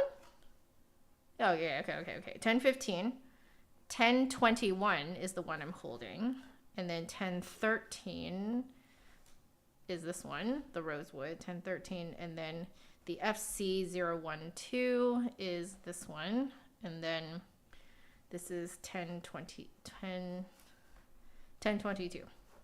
Okay, now it's time to write what they all are. So this one is Boxwood. We have silver rings and tenon, square cut high lip plate. All right. I'm going to switch back to the other one. Ooh, hello. Okay, so we are doing this. Now I can have this lower. Okay, so we have this. The second one is a Guayacan.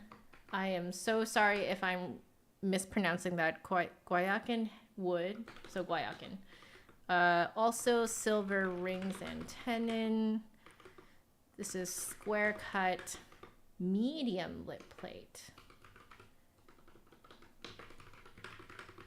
Okay, and then the next one down is Itin wood. I haven't even heard of these types of woods.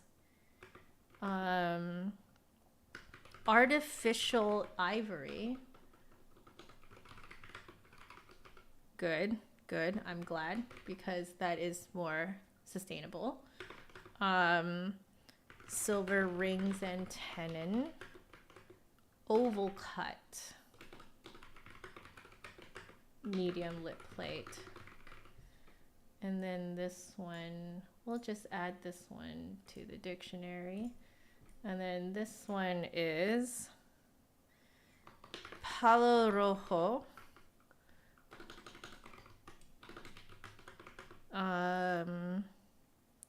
Again, artificial ivory riser. Silver rings and tenon. Oh, this is convenient because both of the artificial ivories are right next to each other. So we can just compare them all in one shot. Oval. Palo Rojo. Artificial silver rings and tenon. Oval. This one's oval cut as well. Oh, so the top two are square cuts. These are oval cuts. Okay. Oval cut. Medium. Oh, wow. I don't know how to spell. Medium lip plate. And then we have Quebracho Colorado. Quebracho Colorado wood is what it is. This one is, oh, interesting. So 0.925 silver rings and tenon. Okay. Oval cut, medium lip plate. Oh, interesting. So this one is made in Argentina. What? The rest are made in Spain. Made in Argentina. Other head joints are made in Spain. Oh, very cool, very cool. Okay, okay.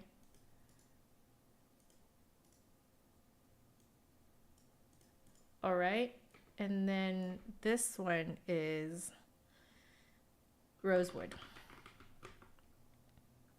Yeah, Rosewood. Oh, went too far.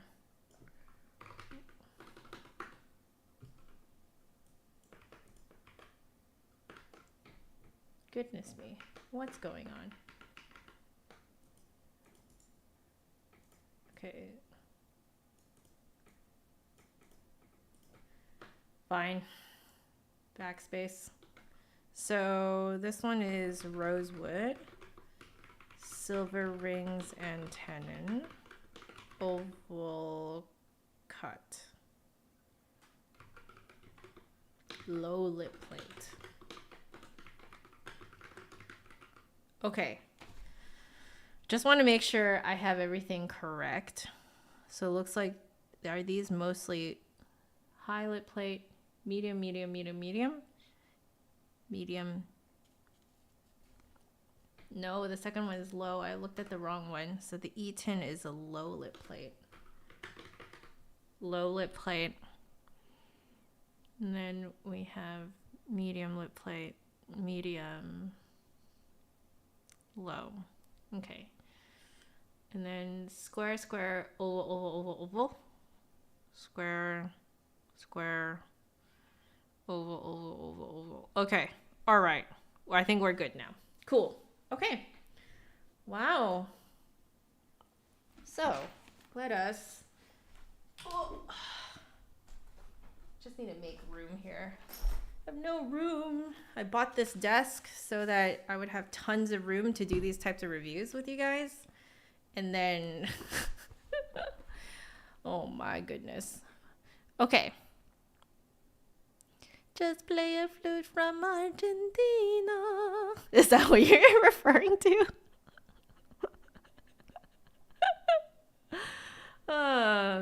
Okay. So, I'm just going to very quickly make sure that they all fit before I put my whole flute together. They're loose. They're loose, so we need to put tape on it, actually. Oh, this one doesn't fit. We may need to... That one's loose. Okay, just so that we have like a control, I might need to take out my other flute again.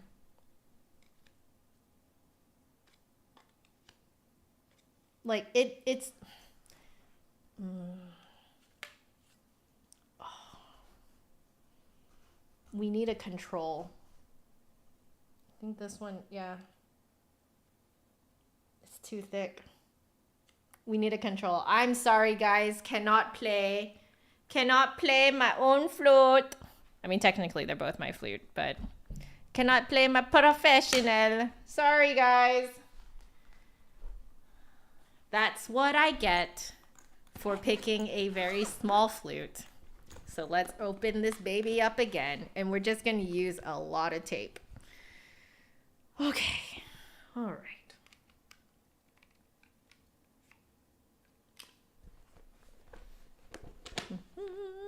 How are y'all doing?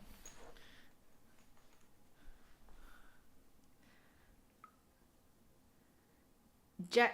Oh, you're curious about how a jet whistle would sound on a wooden head joint.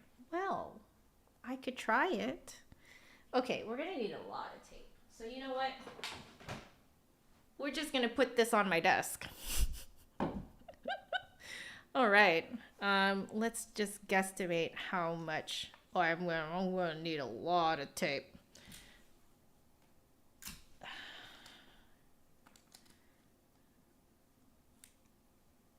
Okay.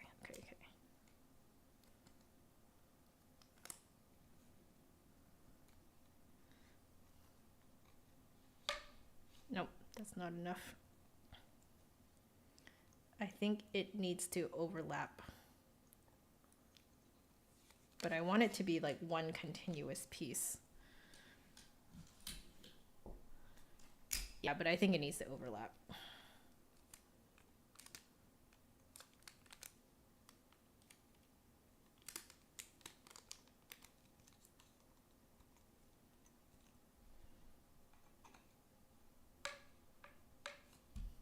Still too loose.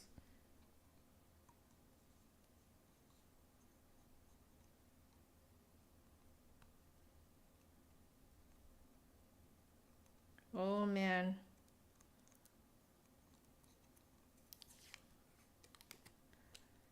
I wonder if I'm gonna put this back.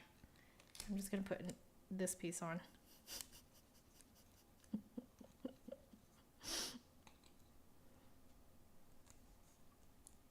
Okay, now that's too much. Okay. We have finally reached the point where it's actually too much.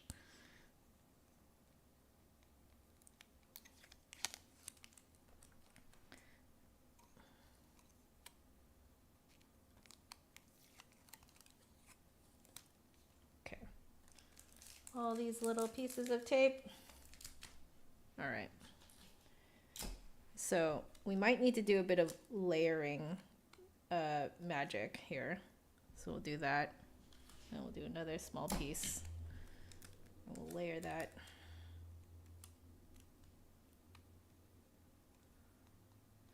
How is that? Okay, it almost. We'll do here.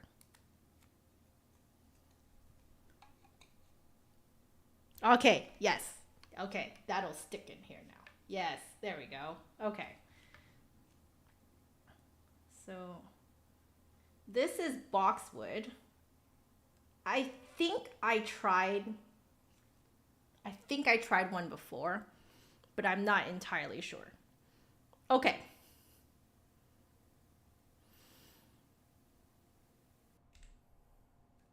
Let's give this a whirl.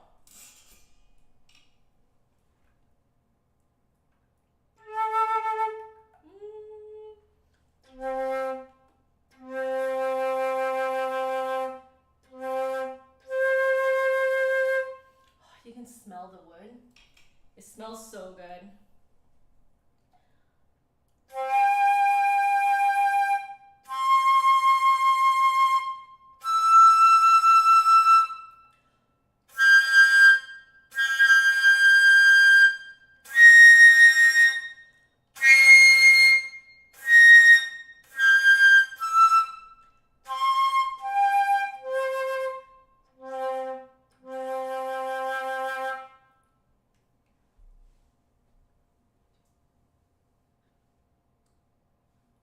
I think it's a very, let's see.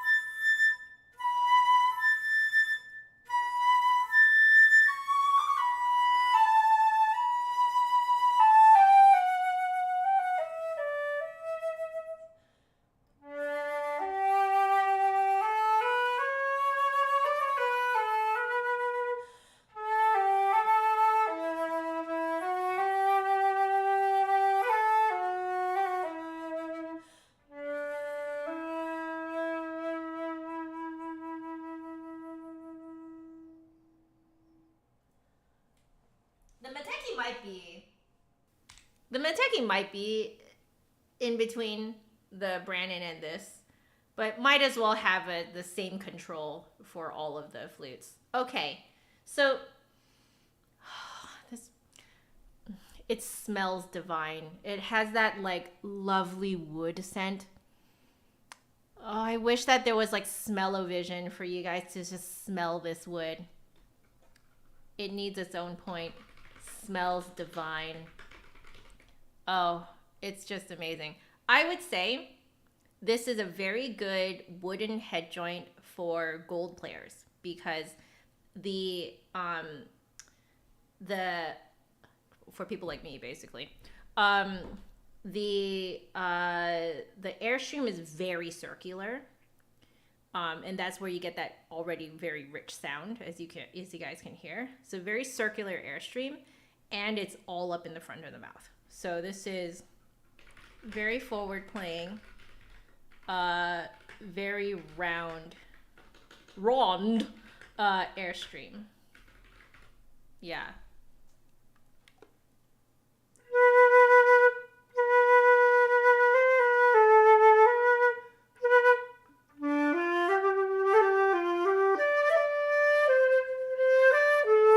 Oh, this is perfect for this song. Oh. Here, I need to use the actual real microphones.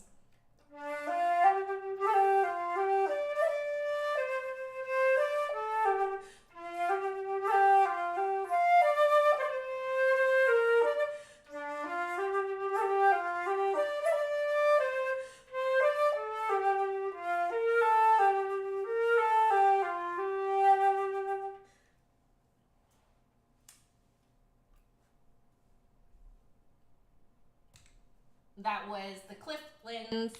was the Cliff Lins from Octopath Traveler.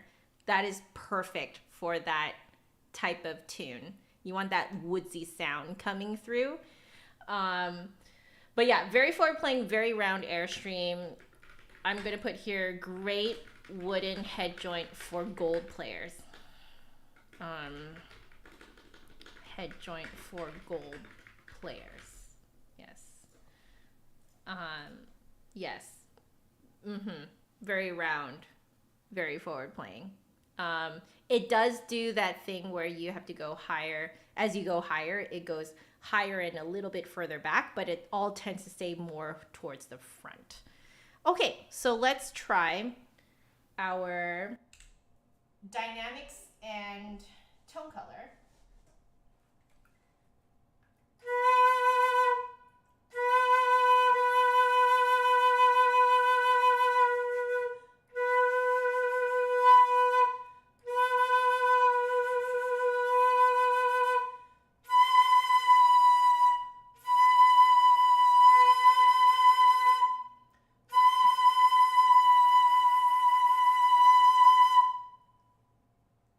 Tone color, lots of it.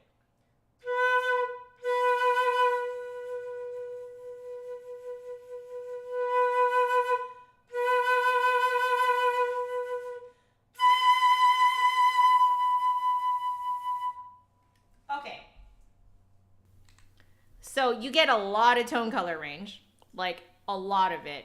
I think it is actually because it is such a circular Airstream, you can kind of play more with it. The drawback, as you guys can hear, is that it doesn't have a lot of dynamic range. It can get very soft, but it cannot get very loud.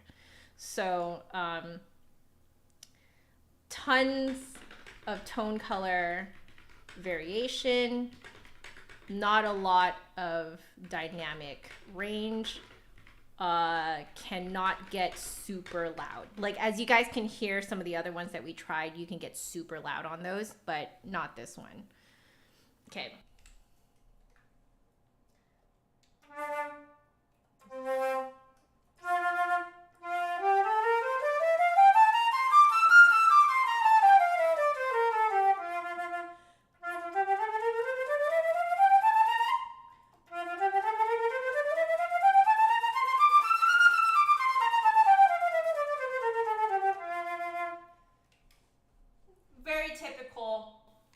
Very typical articulation. It's more like it's in the front of the mouth along the teeth. So yeah, I'll put one note about it. Articulation, very forward, rides up along front teeth and a bit onto roof of mouth. Just a bit for the higher notes, but not very far. Yeah, so this type of head joint will be very, very good for people who need to record. So if you need to record something that needs that wooden sound and you want a lot of, control over the tone color, because if it's recorded, dynamic range is not actually that important. You can capture a lot more of the personality of the head joint, the wood, when you record it. So this is a very good recording head joint, I would say. Okay, I've never heard of the next one, which is a Guayacan wood. Oh, it's so pretty. I really like dark woods. Okay, let's see if this just fits. It's still a little loose, so put a little bit of tape on. No, it needs more.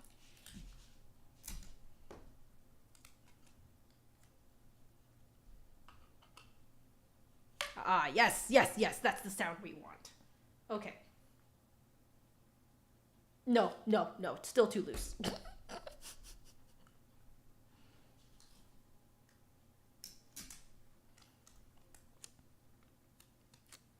By the way, guys, I'm just going to send a quick message to the hubs that I'm going to be late.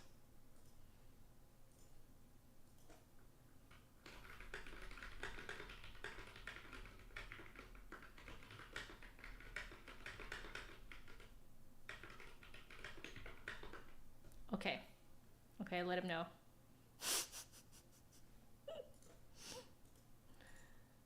All right. So, was that too tight now? Yeah, that's too tight now.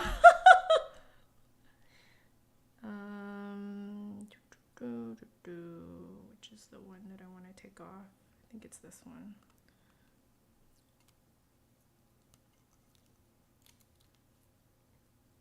Oh my! I am.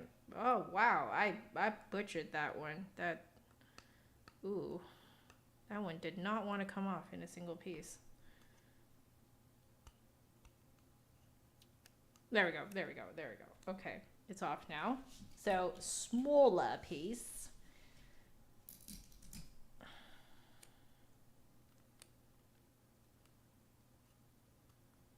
Okay.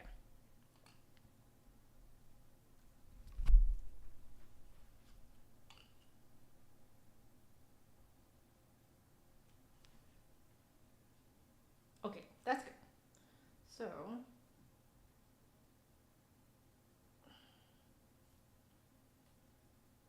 I have no idea what to expect of this one. All right.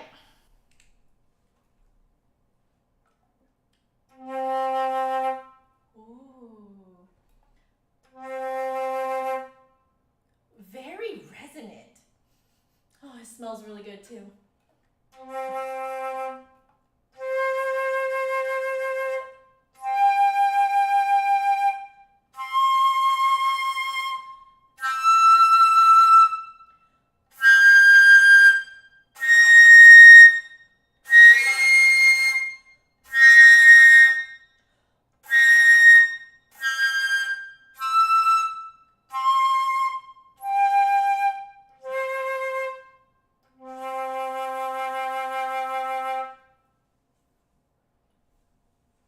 A little bit of bullfrog, but not very much.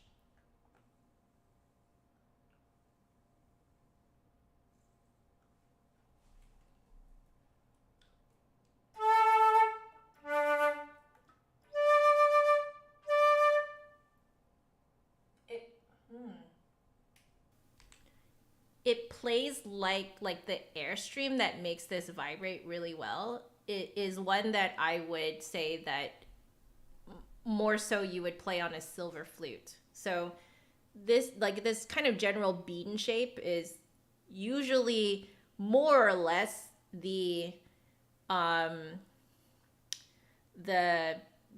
shape, the cross section of the shape of your airstream if you like to generally play silver flutes.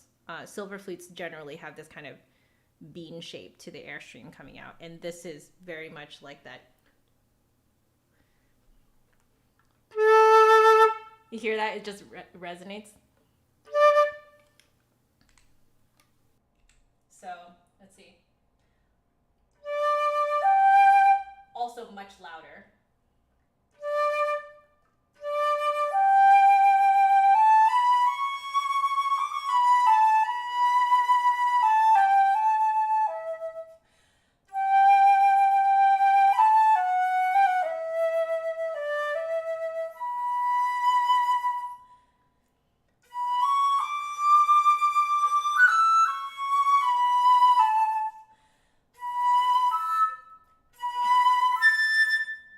It does go, this is more traditional, I would say.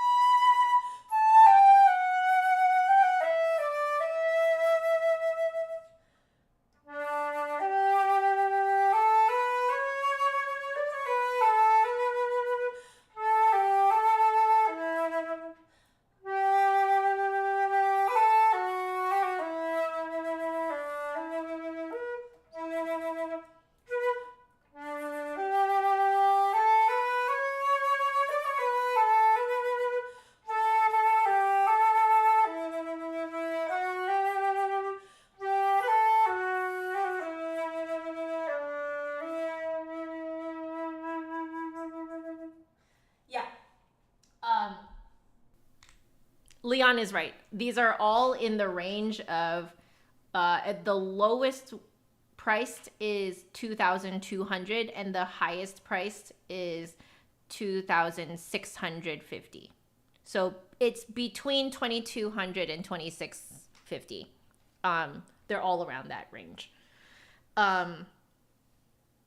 Okay, this is a very good, very, very good.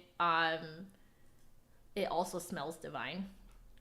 You know, to save some space, we're going to have to delete that though, because I can already tell we're going to run out of space here.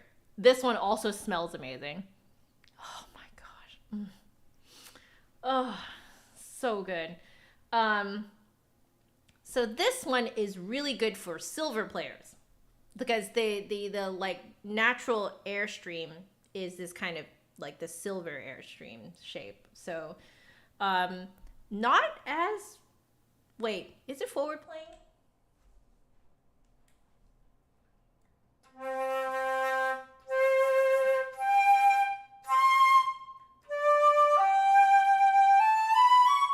It's not.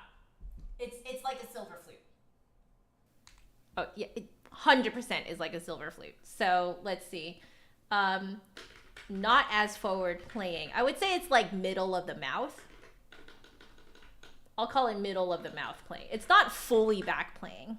Middle of the mouth resonance, like, you know, for the entire range of motion is more or less in the middle of the mouth. A bean-shaped airstream, great wooden head joint for silver players. Great wooden head joint for silver players. Because you won't feel like you have to like change much about how you play to get this to sound good. It'll just sound good. Okay, I'm going to guess this probably is going to have more dynamic range, less tone color variation.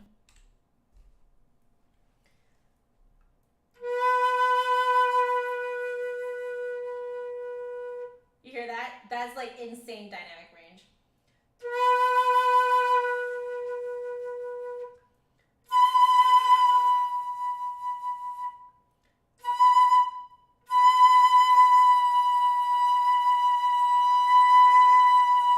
Like there's some tonal color range.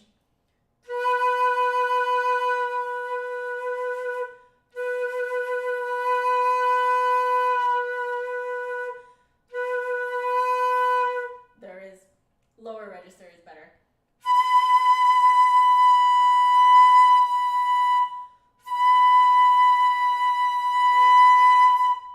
But that dynamic range is great.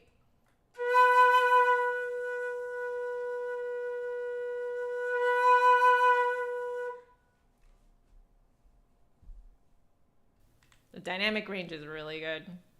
Okay. I'm gonna say it is like there is tone color variation. So I'll put average tone color variation. Lots of dynamic range. Like this would, I would say, would translate much better in a live performance situation. So that this would be like a live performance wooden head joint, I would say. Okay, let's try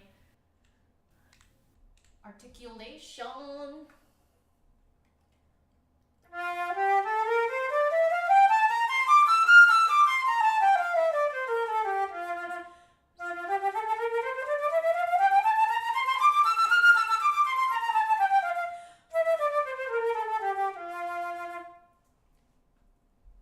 So, middle of the mouth articulation. I would say dugga is really good. Da da da and dugga dugga dugga. So middle of the mouth articulation. Da and dugga will be great options for tonguing. Oh, that's a good one. Yeah. So Boxwood, good for recording gold players. I think that's why I personally really like it. The Guayacan is a really good live performance for silver players. Head joint. Yeah. Very cool. Okay. Ooh, now we get to try the artificial ivory risers. So this is the Itin. I've never heard of this this type of wood. It says Itin Olith on here.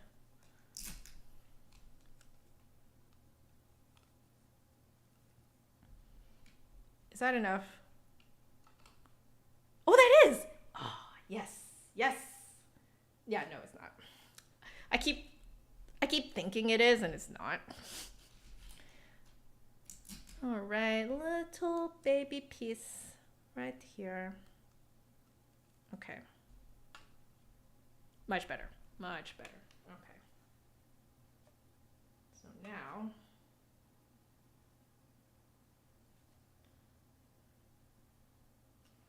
okay.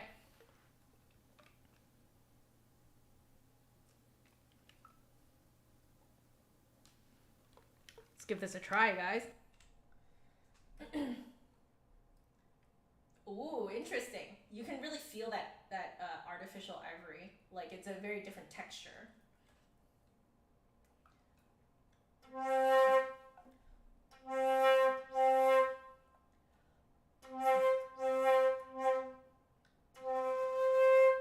Oh no, is this it?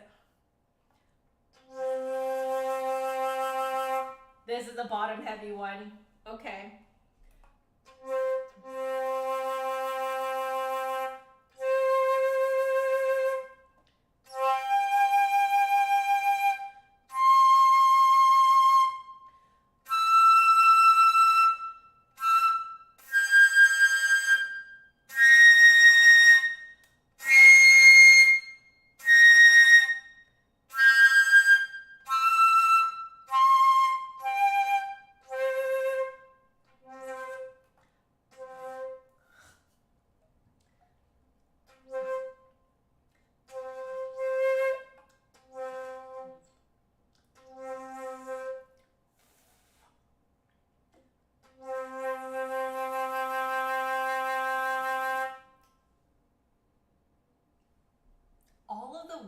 Smells so good. Okay. Bottom heavy. Very good for pearl players. So, let's write that in. Bottom heavy. Lots of space needed in bottom half of mouth. Great for pearl players, I would imagine. All right.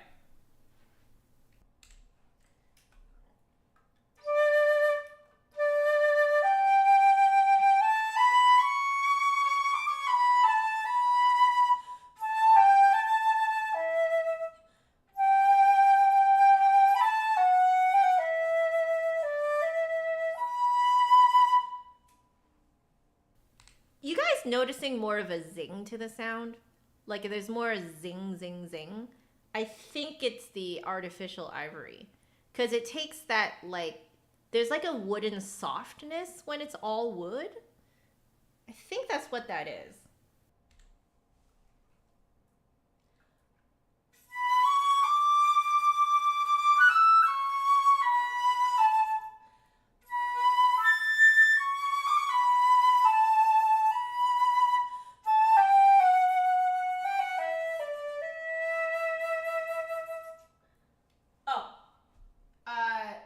So this particular head joint is the third one.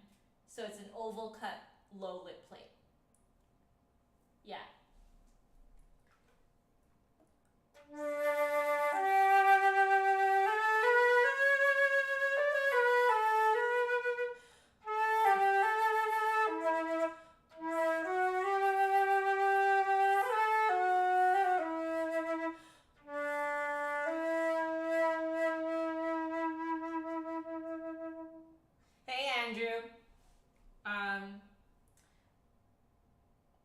Okay. It's beautiful, but it does not fit me. Very good for very bottom heavy players. People who like to use a lot of space down here. So as a result, that means that probably a lot of dynamic range, but may not have a lot of tone color range. So let's see if that's true.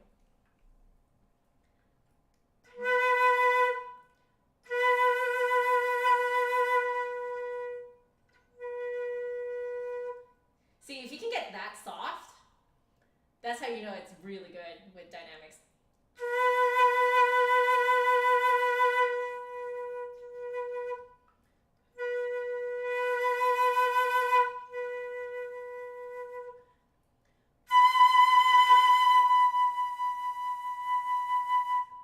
Yeah, dynamic range is beautiful.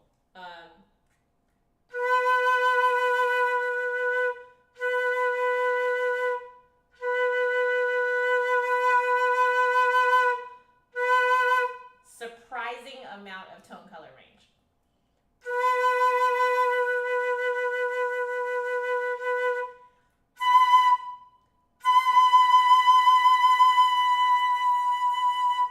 Oh, that's a pretty good tone color range. I would say it's like about average. Average tone color variation. Very good. I wonder if it's actually because the little ivory artificial ivory riser, it might just give it a little bit more to work with, you know? Like that's what I often find about mixing metals, mixing woods, mixing materials, is that the more different materials that you have put together, it essentially like extends the tone color range that, you know, the base material is usually able to do. So that's a surprising amount of average, like a pretty good tone color variation. Quite like average. It's not a crazy amount, but it's not like very little either. You know, like it's a good amount that you could do a lot with. But lots of dynamic range though. Like, wow, this is very, very good. Very good for like if you want to like push it, make it real loud. I just can't make it as loud as I'm sure other people can because I just don't have enough space down here. So, okay, this though, articulation.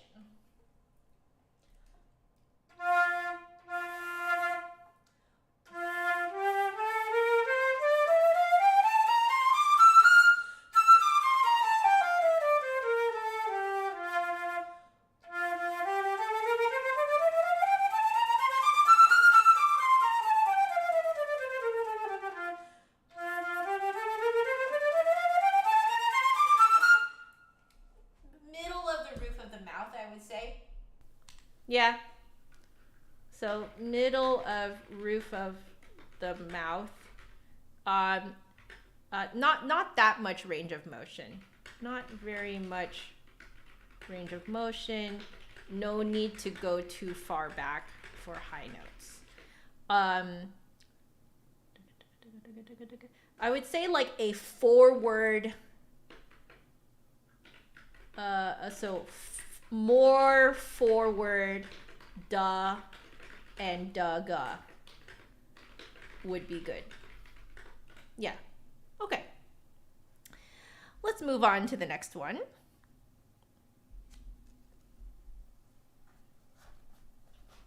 So this is the Palo Rojo. Well, this one already has a piece of tape on there. Is that enough? No, it is not.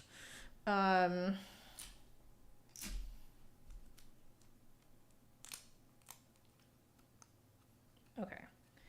Is that enough? No. No. No, it is not. I guess I just layer it on. Still not enough. That's still not enough. Where's a good place to layer it? I think like right here. Okay. Ah, yes. Yes. Good. Now I won't roll around.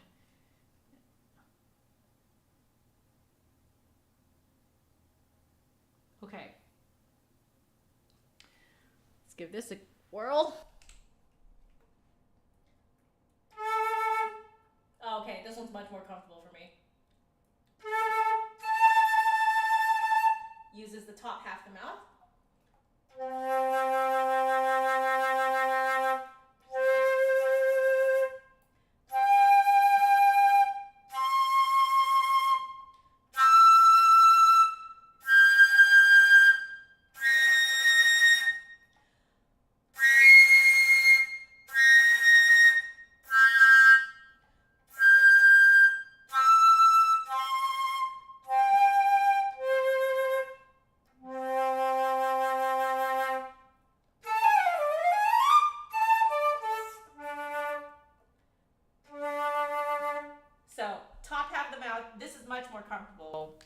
Much more comfortable for me.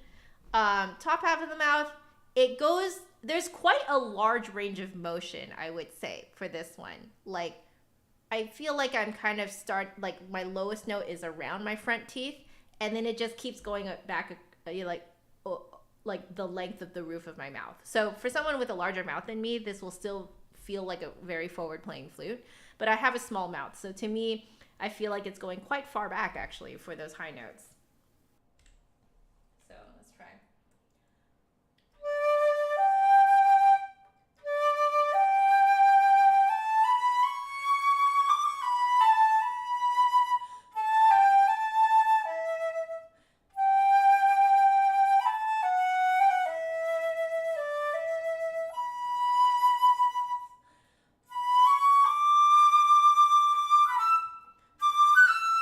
See, I had to go further back for that high F sharp than I thought I needed to.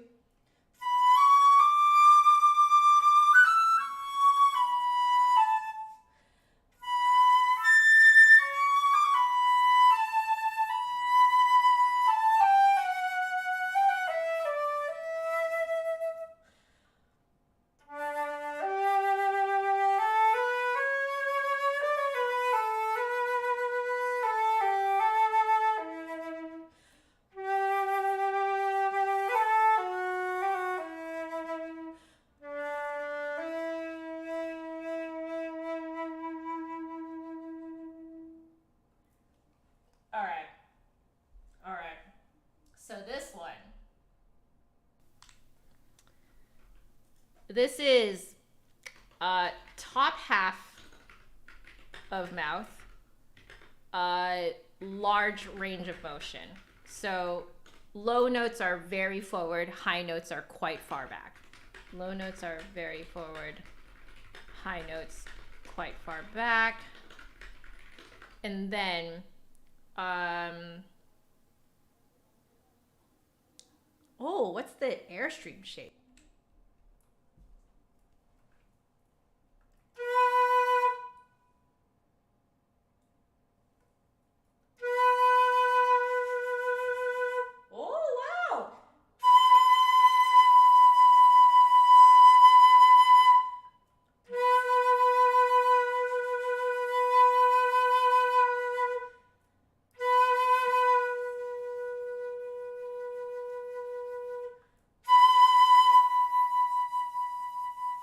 Okay, it's harder to do the dynamic range. Tone color variation is much easier, and a lot of it, wow.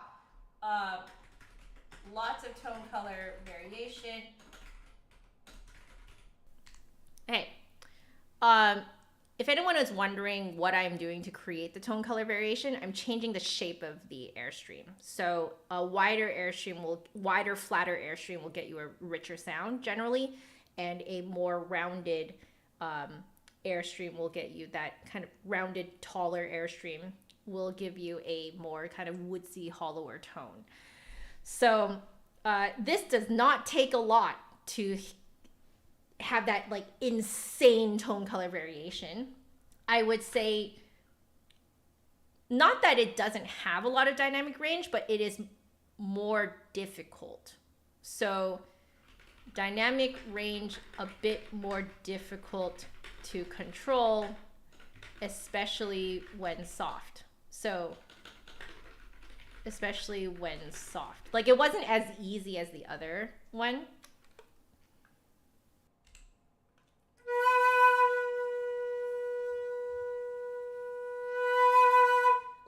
there's just a little bit more like support that you need.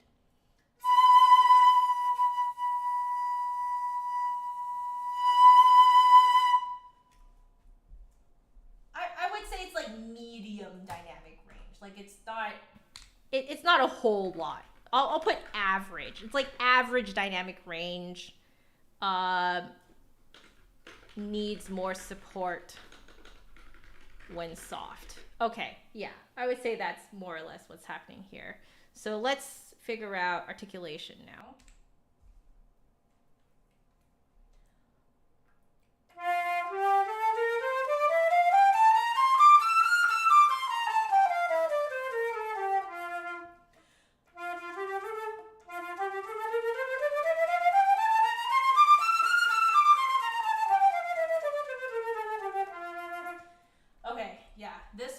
Requires your tongue. Your tongue needs to go forward and back, forward and back. So, articulation. I'll just put here. So, T, like ta and ta-ka for lower notes, and then you have to morph into da and dugga. Then da and dugga for higher notes. So that's a little bit more complicated, I would say. However, a lot of flutes do actually work that way. Particularly, I would say a lot of like step-up models work this way, and beginner models, a lot of them work this way. However, times are a-changing, and I am noticing that they're getting increasingly not like that. So I would say maybe a better way of putting it is that older beginner flutes would play like this. But yeah, not the most recent ones. Okay. Yeah.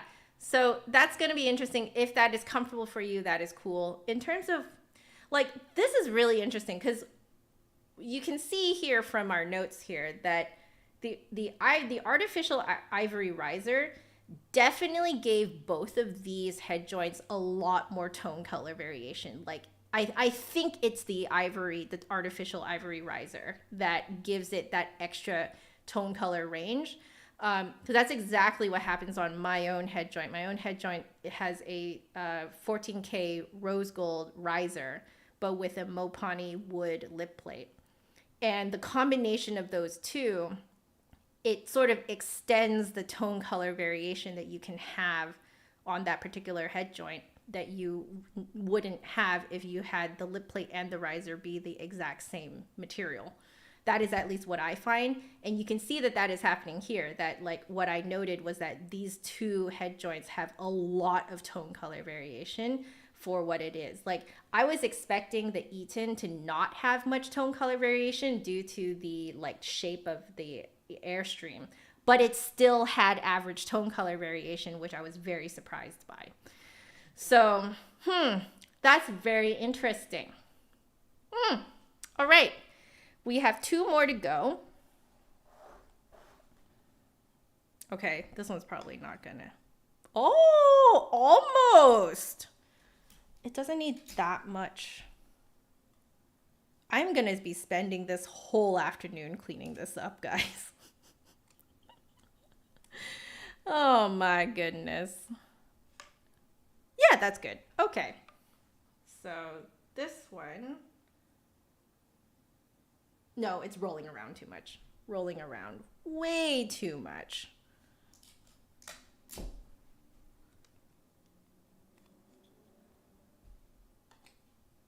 Ah, that feels better. Yeah, see, that's not going to roll around. Okay.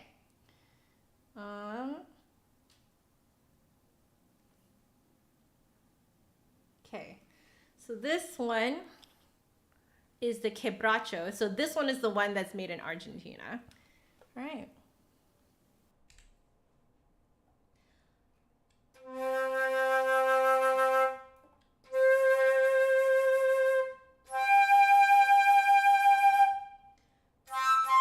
How's the intonation stability? Very good on all of these. Very good on all of them. That's why I haven't been complaining about any of them. So Palo Rojo is a variety of African paduk. Oh.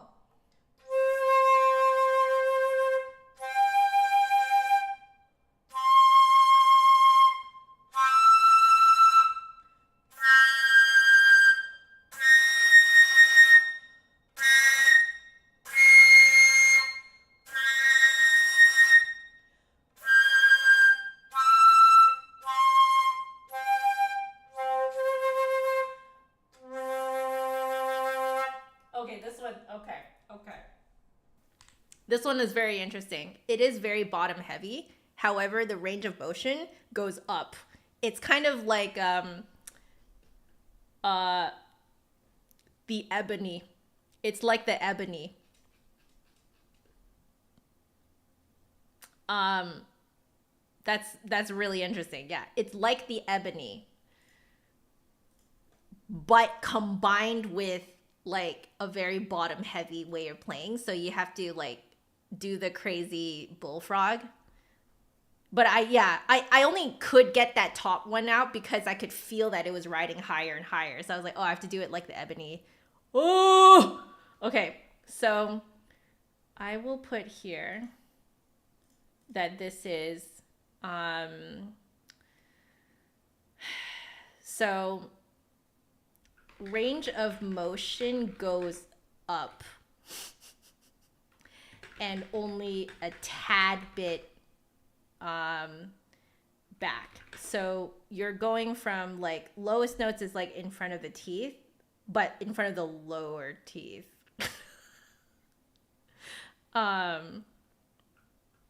Low notes in front of lower teeth, high notes right behind top front teeth. Yeah, that's how it feels. Okay.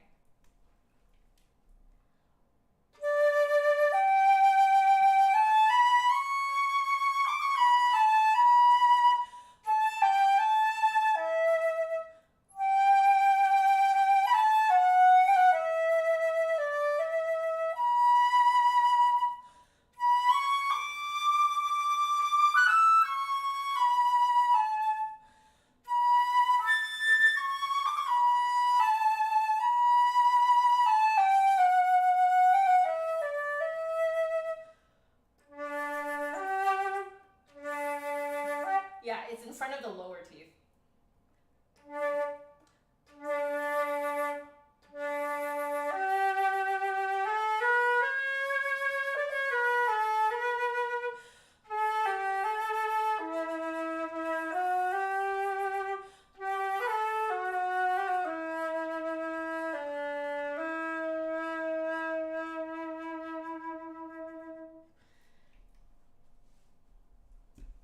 That's exactly how it works. Okay, let's see the shape of the airstream though.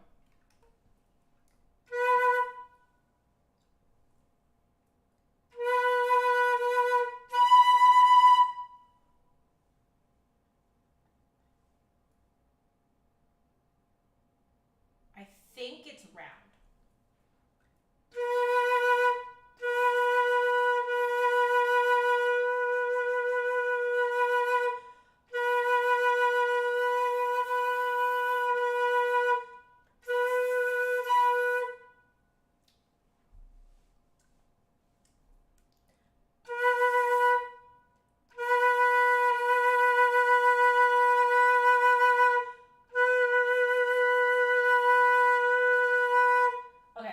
Okay.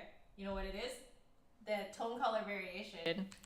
So there is a lot of tone color variation, as you can hear. However, it's circular to be super rich. So it's circular to be super rich, and then it's an oval, like a tall oval for the hollow tone. So you're literally going like that.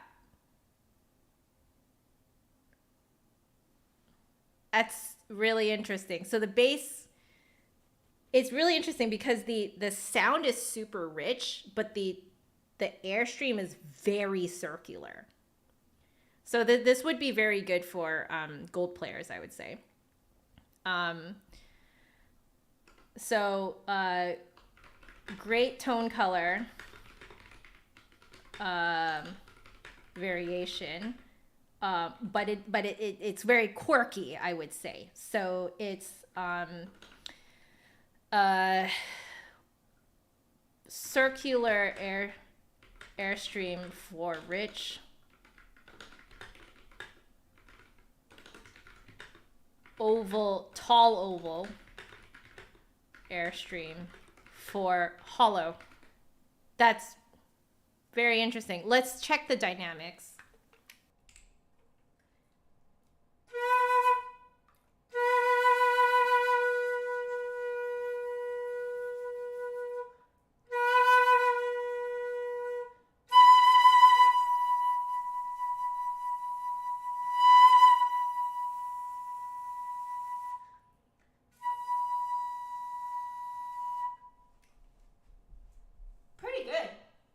Pretty good.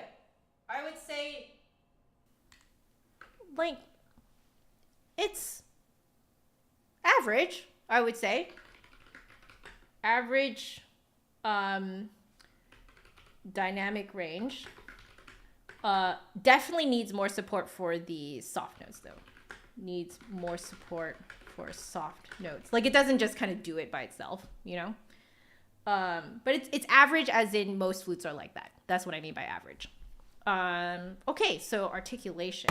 Oh, shoot. Oh, it's okay. It's sturdy. Okay.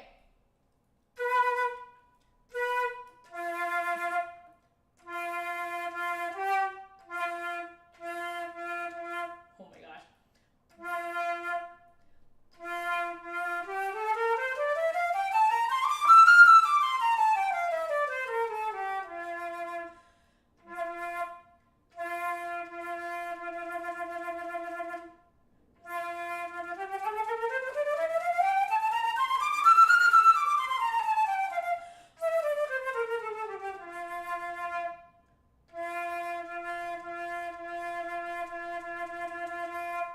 Okay, you guys are going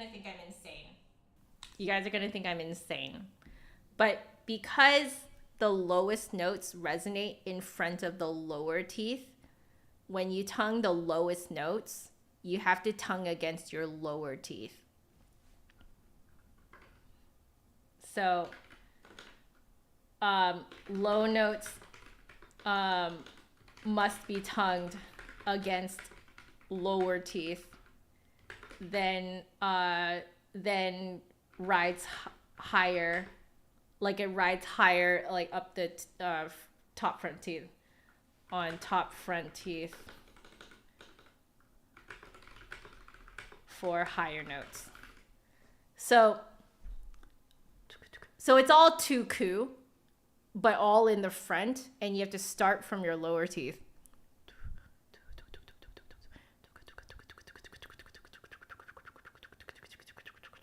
So your tongue has to do this type of motion.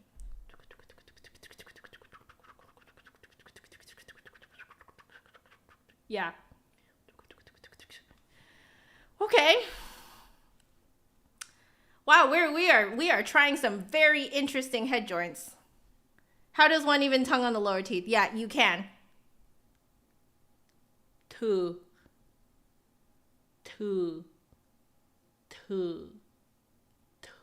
You guys see that?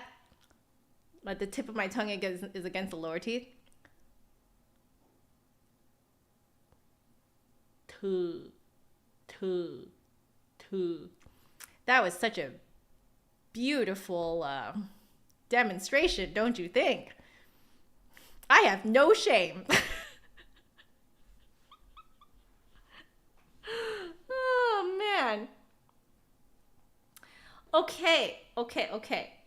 Last one, guys. We're on the last one, and then I can join my hubs for lunch. Let's see.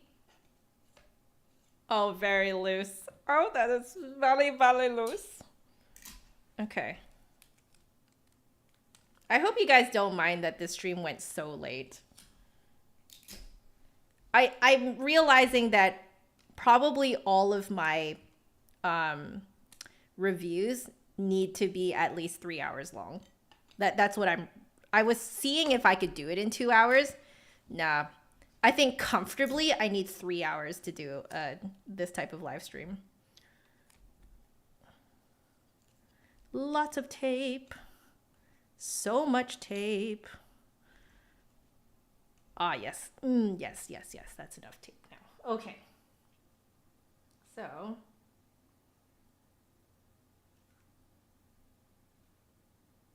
Here we go.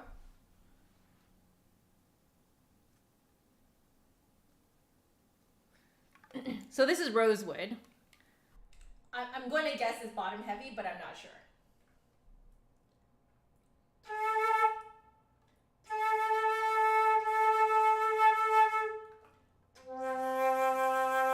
It's so bottom heavy. Oh. Do you guys see how much space I have to make?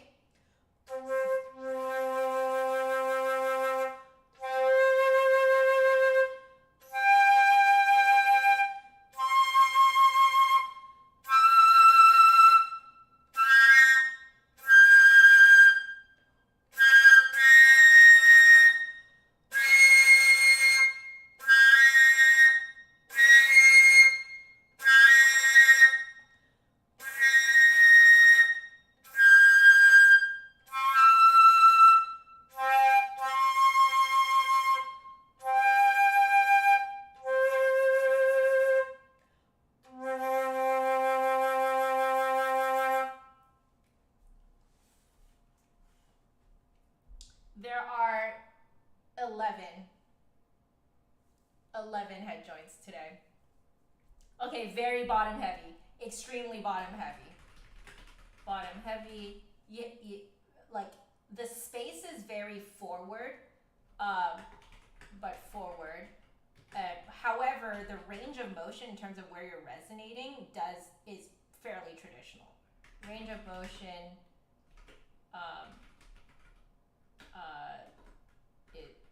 fairly traditional.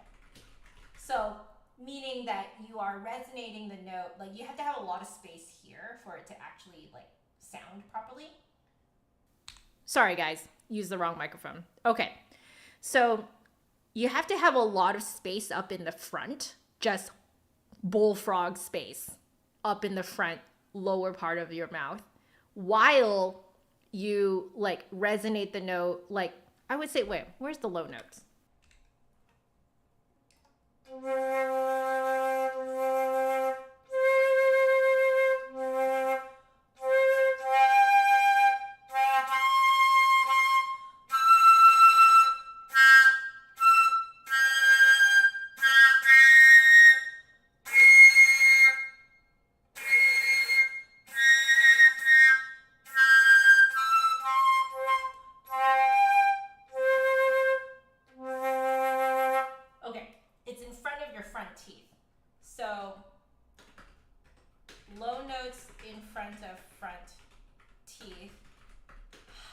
Notes are like maybe halfway into the mouth, like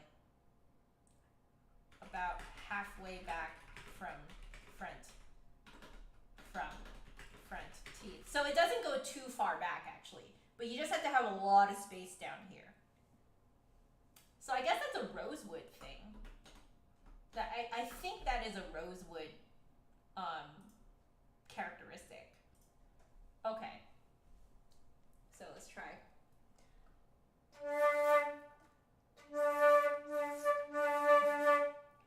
Goodness gracious.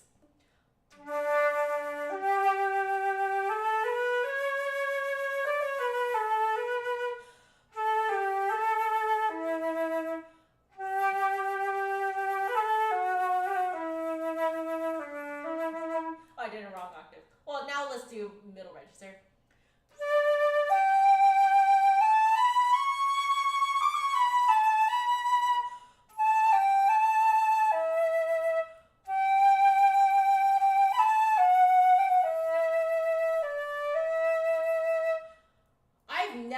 My vibrato puffing like that before. This is the first time.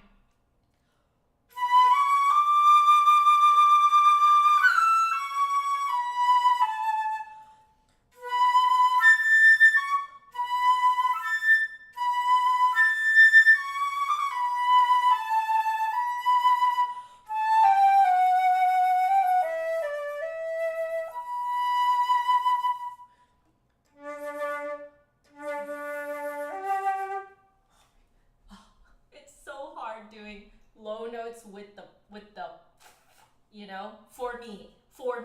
I'm sure for other people it's really easy. Okay.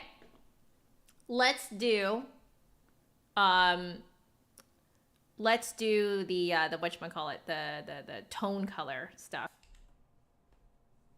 Okay, I'm gonna guess tone color, not much variation because we don't have the pink ivory. Oh, it's not pink ivory. What am I saying? Artificial ivory.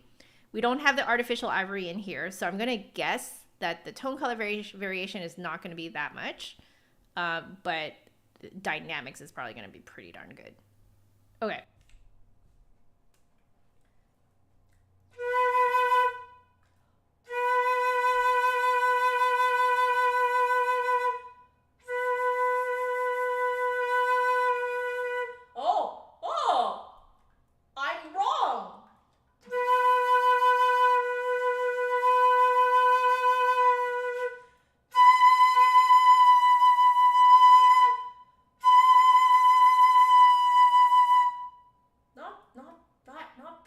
It's like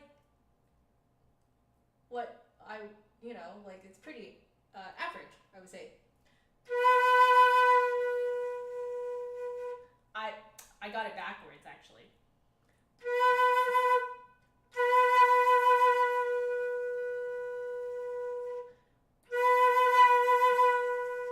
Okay, I'll do the top one.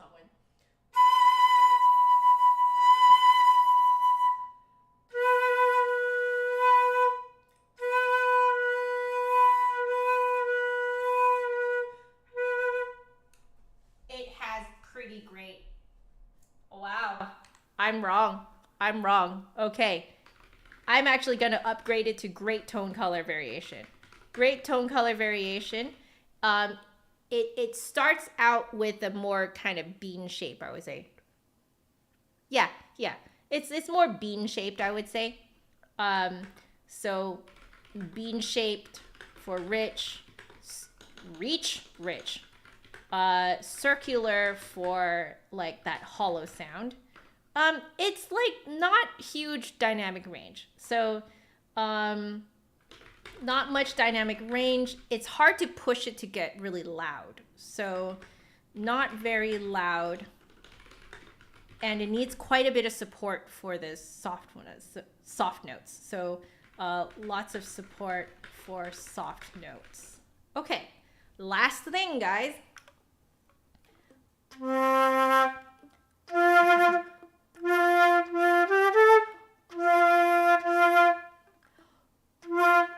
I'm using the wrong mic. There we go.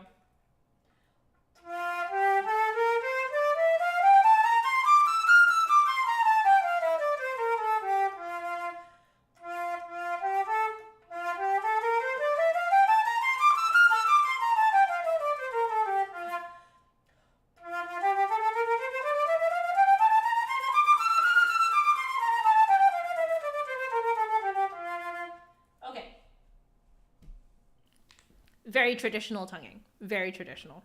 So very traditional tonguing. So lowest notes are behind top teeth. Higher notes, I would say, in the middle of the mouth. So for this, you'll use your very typical tucka tucka tucka or ta ta ta ta ta. Only for maybe the absolute highest notes will you probably need to switch to something like a duh. But like we're talking like high C, like high B, high C, like those notes. But other than that, very traditional. So I think that this one too would work really well for pearl players. That's what I'm guessing. Has that like big open space down at the bottom. So probably great for pearl players. Yeah, I would say. Okay, guys. We did it. We're done. I think, if I'm not incorrect and I was right about it, in terms of the silvers, the silver head joints, I think I like the Kingwood the most.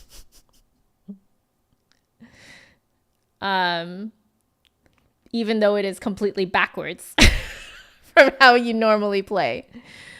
Out of the woods, my personal favorite, because I could actually see myself using it in some circumstances, is probably the Boxwood.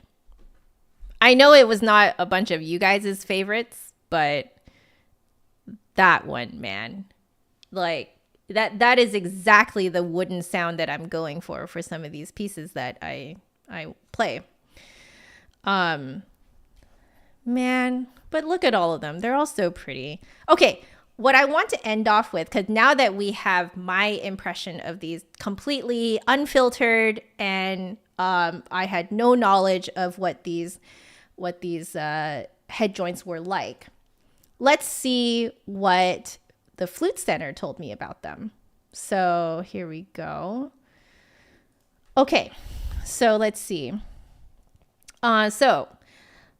It says here, so these are the Hernandez head joints by, I believe the full name is Julio Hernandez. So they come in a wide range of wood varieties. They can come with either oval or square cut and one of 3 different lip plate heights. And here's what Hernandez says about it. So we have 3 embouchure types, oval, square, and the Hernandez own design. Oh, I don't know if we got any of that this time around, did we? Yeah, I think we only got a square and oval cut. Oh, maybe in the future, guys. Maybe in the future. Okay. Let's see. Yeah, because the Flute Center doesn't have the Hernandez cuts yet. So we got more content in the future. Okay. So the oval embouchure gives a traditional rounder sound. The square model has a more direct focus sound. And the Hernandez model is square in the front and oval in the back. Oh, I cannot wait to try those one day. Let's see. So this type could be open and direct, but at the same time, you feel the same control as playing on an oval style embouchure. That is so cool. I want to try that someday. Okay, so you have the option to combine these 3 different embouchures with a high, medium, and low lip plate. The high lip plate gives a deeper sound in the low register. Ooh, let's check our notes here.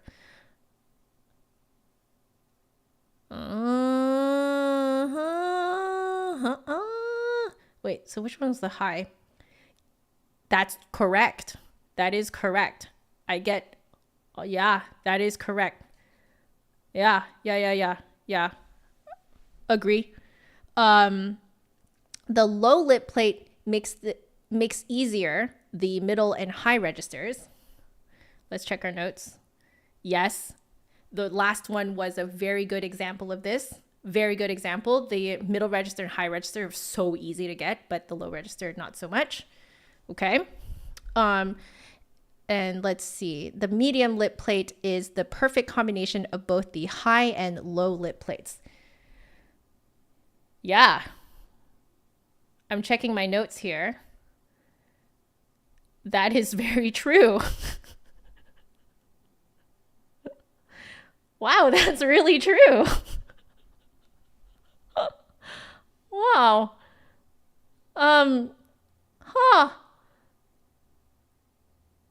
I did notice that. High lip plate made the low register really great, man. That's why I liked it. Because I ended up really liking the Boxwood, remember, with the high lip plate? And I made those low register notes like, oh my God, so good. All right. There we have it, guys. So apparently I'm not completely crazy in my review of these. It did actually match up with what the Flute Center sent me in terms of information on these head joints. So all of these head joints are between 2,200 to 2,650, all in that range. So after this live stream is archived and you guys can view it all the way through whenever you guys have time, I will update the description to include links to these head joints. So that will probably take me a hot minute though, so don't expect it too soon. because this was all a surprise to me. So I had no idea what I was looking at. I didn't even try to look up on the Flute Center what they were like or anything. So, you know, just so you guys can get like the real deal reaction from me. So we're done, guys. Thank you so much to the Flute Center for sponsoring today's stream. It was really fun and I had a great time. And wow, I think the conclusion here is that I just love how there's just so many mixes of metals, materials, different woods are being used. Like these are woods that I've never heard of before. And I love that because you guys can see from all the notes that I took today that these will fit very unique people, very different people, and we're all very different from each other. And so essentially what we're looking at is greater accessibility to playing easily on the flute for different people. And I think that is amazing. So guys, thank you so much for joining me today. I'm so sorry that I couldn't, pay attention that much to the chat because I did try that before while doing a live stream of like a live stream review. And I ended up, not getting taking way too long to get through everything and then rushing some things. Whereas this time I took my time on every head joint and took 3 hours to do it. So, I will have other streams where I can talk to you guys more directly. So, but I hope you guys enjoyed this live stream. Thank you so much for being lovely, for being kind to each other and kind to me. I really appreciate it. You guys were really, I could see the chat on the side, and I could see that you guys are just being so sweet. And thank you for joining me because without you guys, what's the point of this live stream, right? So, yeah. I love you all so very much. Please stay happy, healthy, and safe. And I will see you guys in the next stream. I will be streaming here again on YouTube on Monday at 10. So that's going to be really fun. And if you want to see me again later today, I am doing my own practice stream on Twitch at 4 p.m. Pacific time. So that'll be on twitch.tv/justanotherflautist. All right, guys. I love y'all so very much. Y'all are amazing. And thank you, the Flute Center. All right, laters, guys.